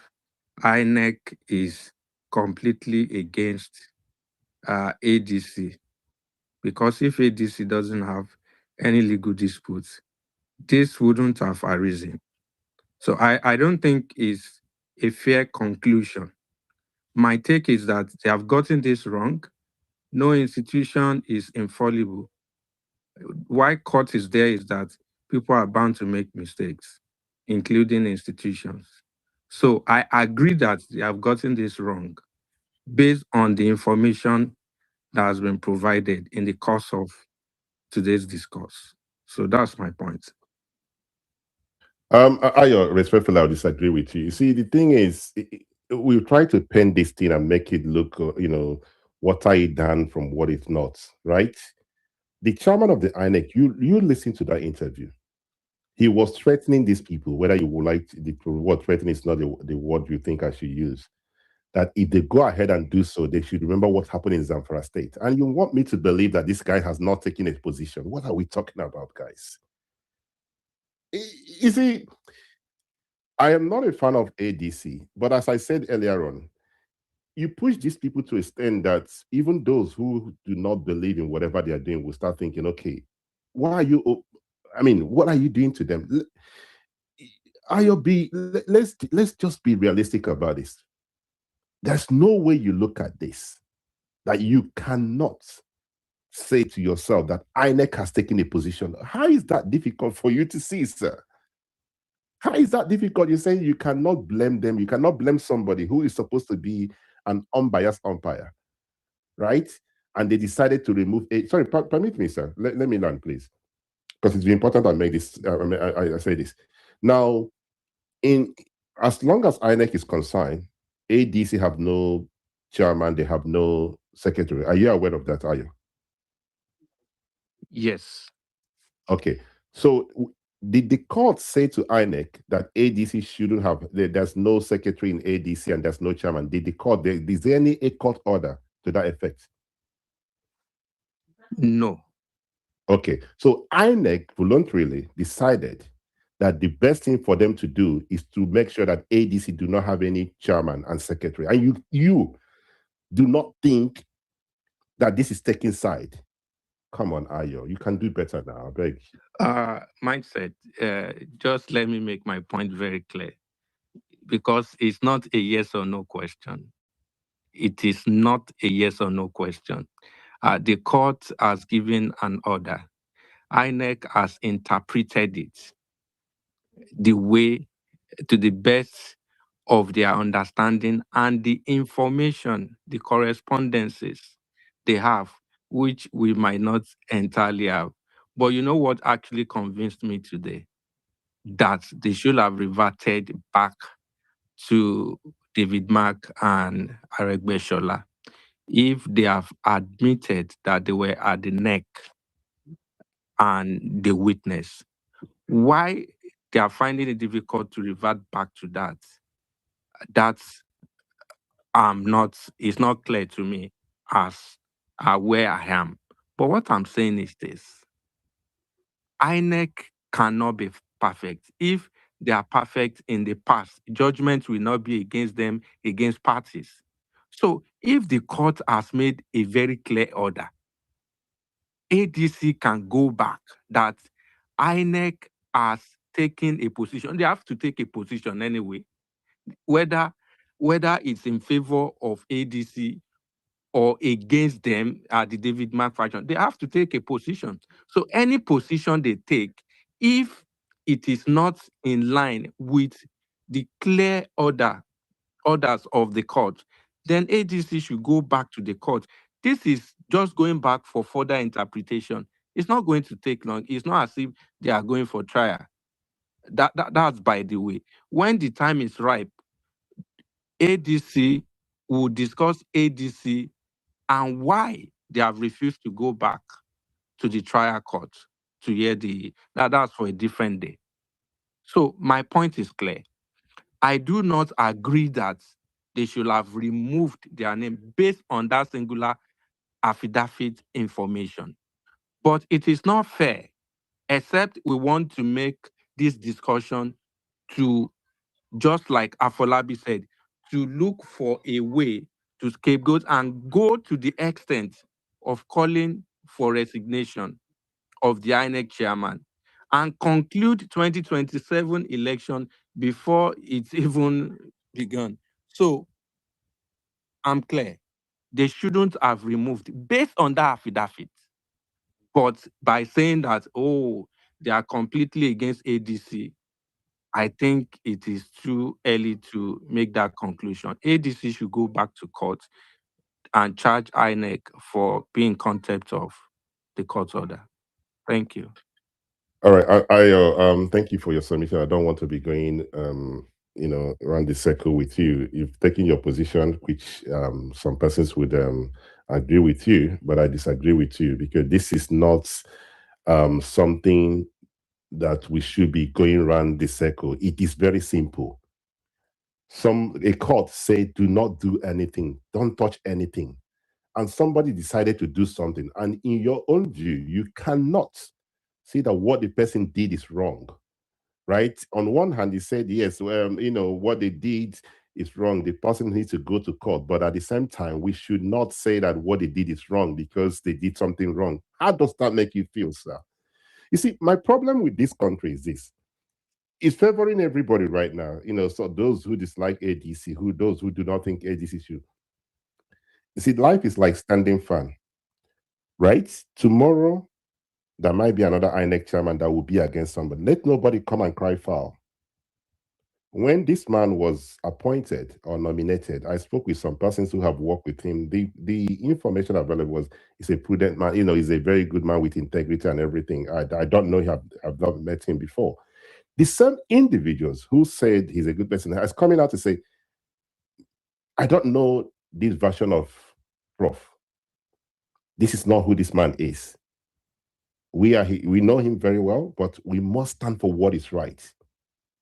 Looking at it from a primary school perspective, a nursery school perspective, he is wrong. Why can't we just take the truth? And we're here, but looking at it, ADC should go back to court. Which court are they going back? Do they have the time? This thing was scripted in a way that it would not favor them. Have ADC made mistakes? Absolutely. Do I think, based on what the lawyer said here, that their lawyers have advised them in the right way? Absolutely no, they have not advised them. But allow them to make that mistake. Let the court make that pronouncement, and everybody will go home, whether they like the judgment or not. I don't know how this thing is difficult for you that INEC decided to do this, and you're looking at it. When I do I just find it so difficult to understand how you're trying to make this thing look like what it's not. INEC has taken a position as simple as ABC, then we are going around the circle with this. Well, I just want to, please, I don't want to be going, because you're still going to maintain your position and I'm not going to move from mine. So I think it's very important we let it slide. Sorry, right? sorry, mindset. It's just fair that I respond with due respect. That's my opinion. That is your own opinion. That's my opinion. It's very clear. That is, if I may ask, if INEC decide to return the name of Aregbesola and David Mark, will it be appropriate for ADC to go ahead with their convention and congresses? That's for you, mindset. Ayo, please do not interrupt or interject. Let me answer your question. Whether ADC decide to go ahead with their Congress, whether their Congress will be witnessed by INEC, I do not care. What I care about right now is INEC should put their name back the way things were. How is that difficult? The way the things were before, antebellum or no sister bellum was said, put it back the way it is. If INEC decide not to be there, that's their thing. ADC can go to court and whatever. If they choose not to witness it, that's okay. But as it stands right now, do what is right. Leave the thing the way it was. I don't know how difficult this thing is. That's my response to you, sir. Thank you. So it's obvious you don't care whether ADC will be in breach of the order or not. That's it. The judgment is still on. I also posted it based on what Professor Odinkalu, the judgment he posted. I do not agree with his submission. I only posted it for the purpose of seeing the certified true copy of the order of Court of Appeal. You understand? So if you don't care about whether ADC will be in breach of that order, but at the same time, you care about INEC being breached, that's not the point. What Legal Mind said for me is fair enough. Leave their names there, write them not to proceed with their convention because they will be taking actions which will foist a fait accompli and render the outcome at the trial court nugatory. So what Afolabi, from my understanding, was trying to say, of what essence do you want to leave the names there when you will not receive correspondence, you will not accept correspondences from them? That's to my the order paints a standstill scenario. That's the situation. It's a standstill, whichever way you look at it. Leave David Mark name there, leave Aregbesola name, but don't take any further step because your coming into being is being challenged. That is what is being painted there. So INEC, what convinced me was that if affidavit shows that you witness it, okay, leave their names there. But based on court order, they wouldn't have gone ahead to monitor their conventions anyway, or accept the purported amendment of the Constitution, which will be published and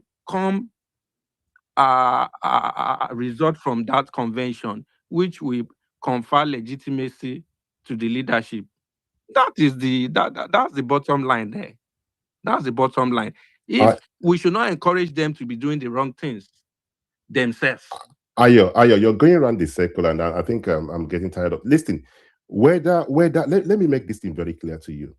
Whether INEC decide to go and monitor their convention, whether the court decide that Nafiu Bala is the rightful chairman, that is the court's decision. The thing here is, if it doesn't really matter, it doesn't matter to INEC, why would they remove their names?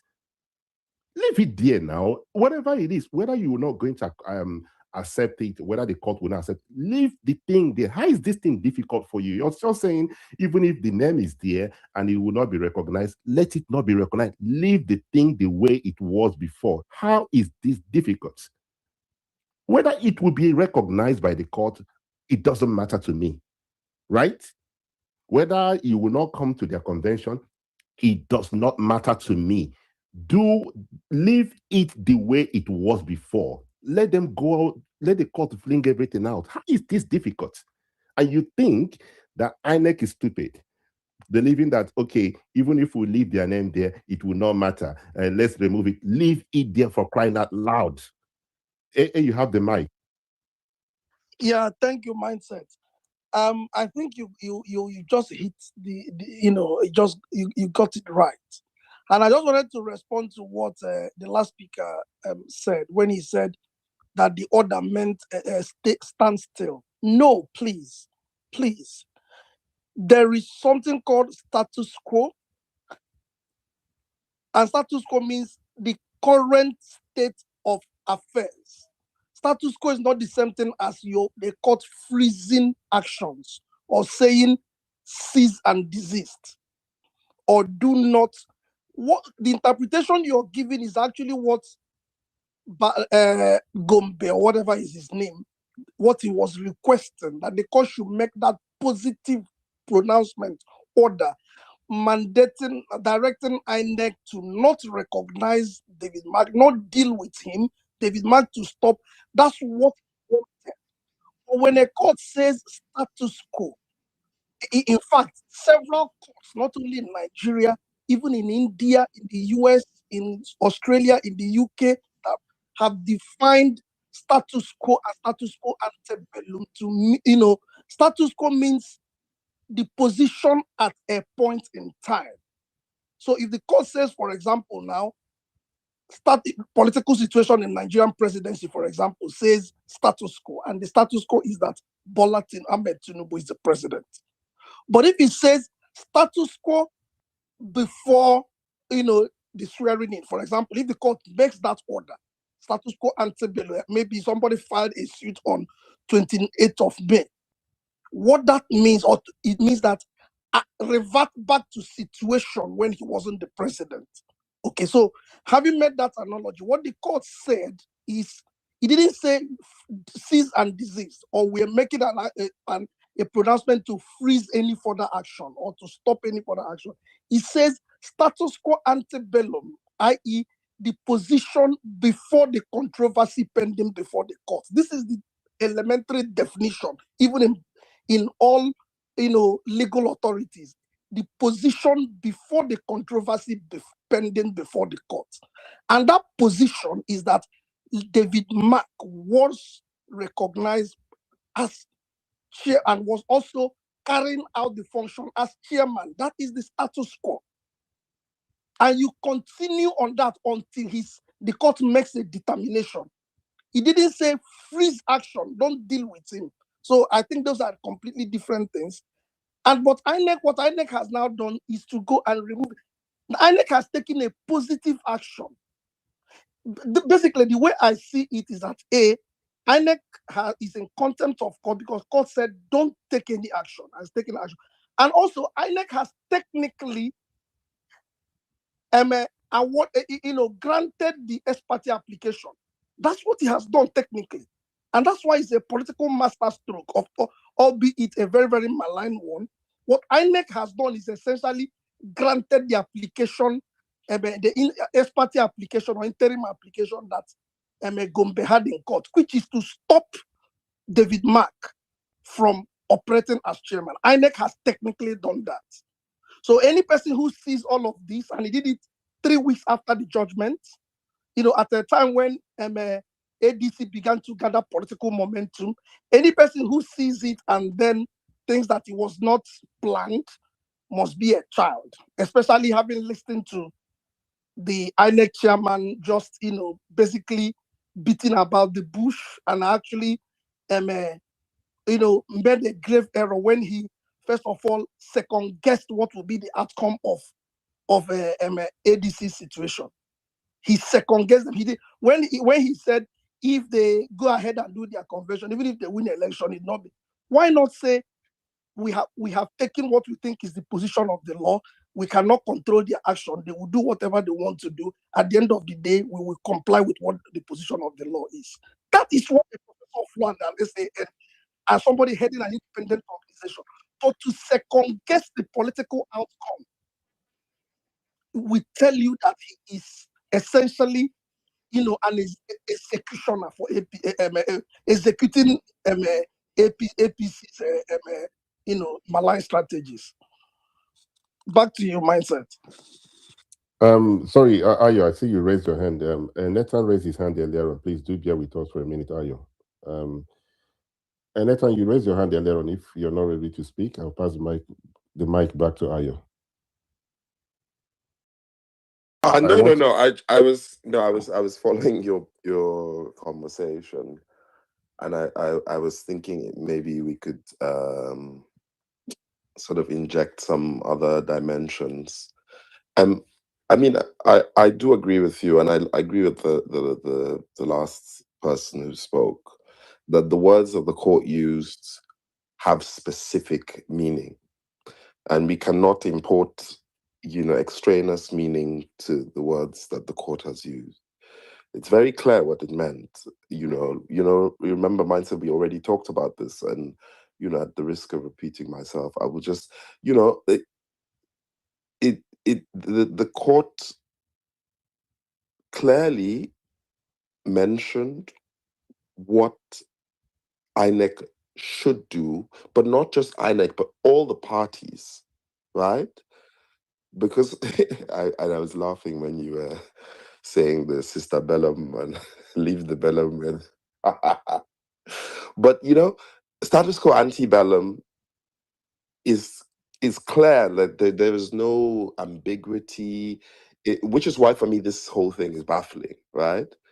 And the question is, when did the war begin? It's like maintain the status quo before the war began, before the quarrel began. And so one has to trace then what was the state of affairs before the NEC meeting of July 29, right? Where the disputes, we can trace the dispute. And so, of course, INEC unilaterally deciding to do this is, as we mentioned the other day, descending into the arena, because they're functionally taken a position. And the question is just to say, there was a time that there was no dispute about the leadership of this party. That period in time was an event that was witnessed by INEC, and it's in their records. So the question is, in the earliest of your records, when was there no dispute? And that's where the status quo should go back to, go back to the time before the dispute. And so I think we've done a lot of talking about this, but for me, and for I think most lawyers, except if you're working for the government, most people agree that this was INEC descending into the arena. But I think we should also maybe think more about what can be done now, because the question now is, okay, all of this is happening. ADC might decide we're going to go ahead. INEC might decide we're going to continue being unfair. We're going to continue being partial. I think the big question is, what can be done about it now? What can Nigerians do about it? And the reason why I'm asking this question is because I've seen Nigerians do things about things that they're displeased with, even when they are able to leave the situation. So, for example, right, if you think of multi-choice Nigeria, right? They implemented hike prices 3 times between 2023 and 2025. Around March, I think 2025, they hiked it by up to 22%, right? Now, I watched the responses of Nigerians to each of these actions, right? Do you know what happened between March 2023 and March 2025? Nigeria accounted for the loss of as many as 1.4 million multi-choice subscribers. By the end of 2025, multi-choice lost 2.7 million subscribers, and among that number, Nigeria accounts for the highest, right? Organized civil society called for boycotts. There's what is called the Association of Telephone, Cable, and TV and Internet Subscribers. They called for a massive boycott. The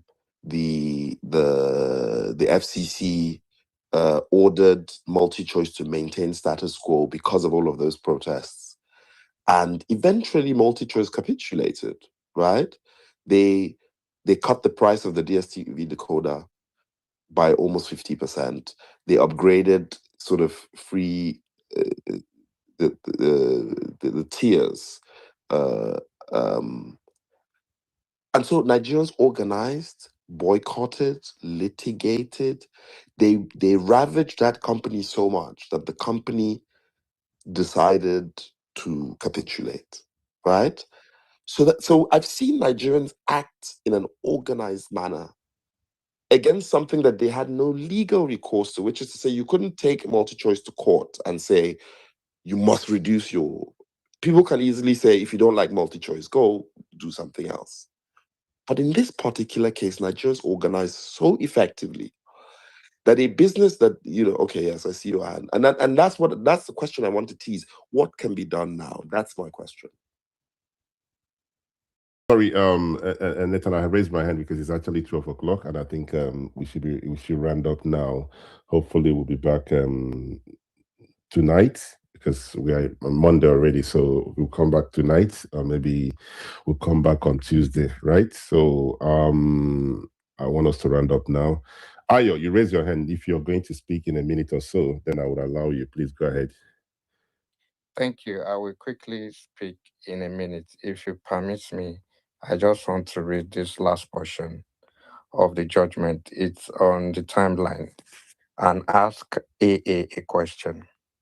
Okay? This is the second order, that the parties are hereby directed to maintain the status quo ante bellum and shall refrain from taking any step or doing any act capable of foisting a fait accompli on the court or otherwise rendering nugatory the proceedings before the trial court. That's the last portion before talking about the 2 million of a thing. So my question to AA is that,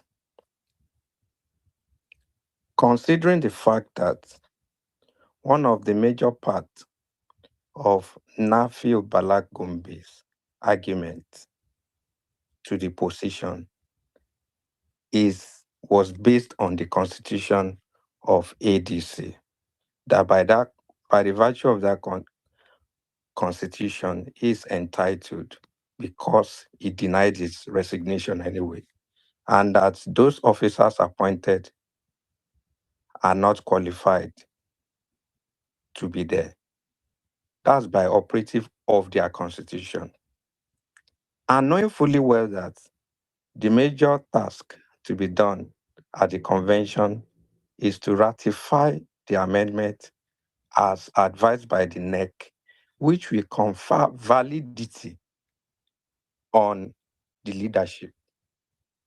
Will it be the right step for ADC, in the light of the wordings I've read out, to wanting to go ahead with the convention?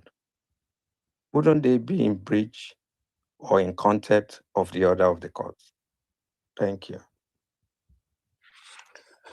Thank you. I think, sorry, myself, sorry, I did it. Yeah, please go ahead. Go ahead, Okay. Go ahead, sir. Yeah, I think somebody had answered this question earlier, and I think it's a valid question, but from, and I say this with every sense of respect, from a persons who probably don't have a background in law. But if you have a background in law, you would understand that any order a court makes must emanate from the issues before the court that it resolved. So the question is that there was an application for an order of court to stop David Mark from parading as chairman, INEC from recognizing him, dealing with him, blah, blah, blah. And the court has not granted that order. Okay? The court has not granted that order. So that's the starting point you need to bear in mind. Now, of course, it went on appeal, and the court the appeal was not to address the substance of that application. It was the question of show cause or not. Anyway, the court then went ahead to make this, read that again, the parties are directed. What the court did is advisory, moral adjuration, without making that statement. Whatever the court has asked them to do is what every litigant is expected to do anyway. But because it's a court that is trying to do justice, it felt then able to give them that moral direction. When I say moral, it's in a matter of speaking. I know it's legal, but you get what I mean. It gave them that it directed them. Okay, I'm not, even though I am not determining the matter, but I am telling you, carry on in a way that you would not do anything that would, essentially determine the outcome before the outcome, which is what INEC has just done, right? That's what the court said. Now, the point is that there is a status quo. Remember, again, to answer your question, remember, you have said all that you said. What if? You have asked that what if on the basis of Nafiu Bala or whatever, Gombe could have a strong case, but you have not looked at it from the point. What if he's saying rubbish? You see that your analysis is a bit skewed. It's fair, but you have looked at it from one part. It's possible for you also to look at it that he could just be saying, rubbish. That what he's saying is baseless. So then that takes us the question of what is status quo? The status quo before antebellum, before the disputes, pending before the court, is that David Mark was recognized as chairman of the party. Also, there's another principle of law. INEC has been dealing with them, and everything that a legal body has done is presumed to be lawful and regular until otherwise stated by courts or any other administrative means. So the action that INEC has taken is presumed to be standing perfectly in law. So carry on. Remember, the issue in dispute is leadership of the party, but the party is a going concern. You can't cripple the party, especially one that has to do with political choices for citizens in a general election. So INEC can carry on dealing with David Mark on the basis that is the status quo until the matter is determined. The court can then say that no, David Mark ought not to be there. For example, let me give you an example. Why is it that in our general elections, if an office is contested, or just like when Tinubu's win was contested, he was sworn in anyway. The status quo was that he will remain president until we are going, but the court can then determine that he ought not to have been sworn in.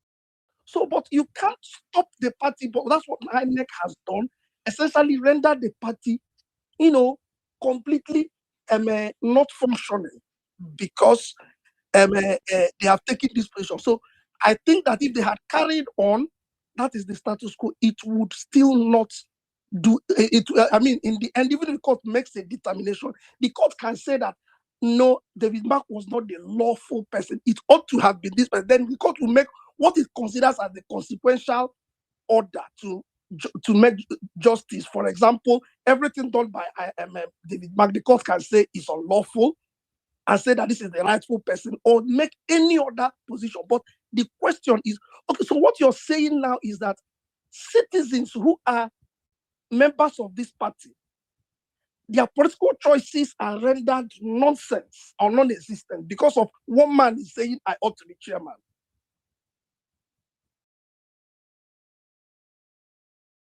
So I don't think there's any injustice there. Just an INEC. This is just a political job. Anyone who doesn't believe it is just basically trying to be disingenuous. This is purely a political job. Back to your mindset. All right. I think Ayo, are you satisfied with the response, or do you still want us to continue to? I rest my case. I've made my point, and it's quite clear. It's quite clear. I do not agree, because it is like a shortcut ADC is about to take. They want to ratify the validity, they want to ratify the constitutional amendment of the party, which will now render whatever argument that man will make in court, because his engine is basically, it is clear that they have breached their constitution. It's a public knowledge. You can give it a Google search. It is clear those guys are not supposed to be in leadership. It's in clear violation of their constitution. So if they now go ahead with the convention, that is my point. They would be ratifying that constitutional amendment, and it will confer legitimacy on David Mark and Aregbesola. I've made my point, and I rest my case. Yeah. All right. The same convention that INEC said they would not be part of. So you made your point. I see your point. Now, my point is this: it's very simple. Let INEC do what the court have ordered everyone who's part of this case to do. Maintain a status quo ante bellum. I believe I pronounced it properly. Leave things the way they are. Let ADC decide to go out and do their convention. The court can decide and say, the convention you did, we do not recognize it. INEC can decide we are not going to show up. Nobody's going to force INEC to say you must be here. But the thing here is, leave things the way they are. Even if you don't want to be part of the convention, it is not a rocket science, right? The idea that, okay, if they do it, then it will means they will ratify. Ratify what? Whereby court has said, leave things the way they are. Don't show up. Don't go. They don't show up, right? Only if you don't, I mean, I just don't want to be going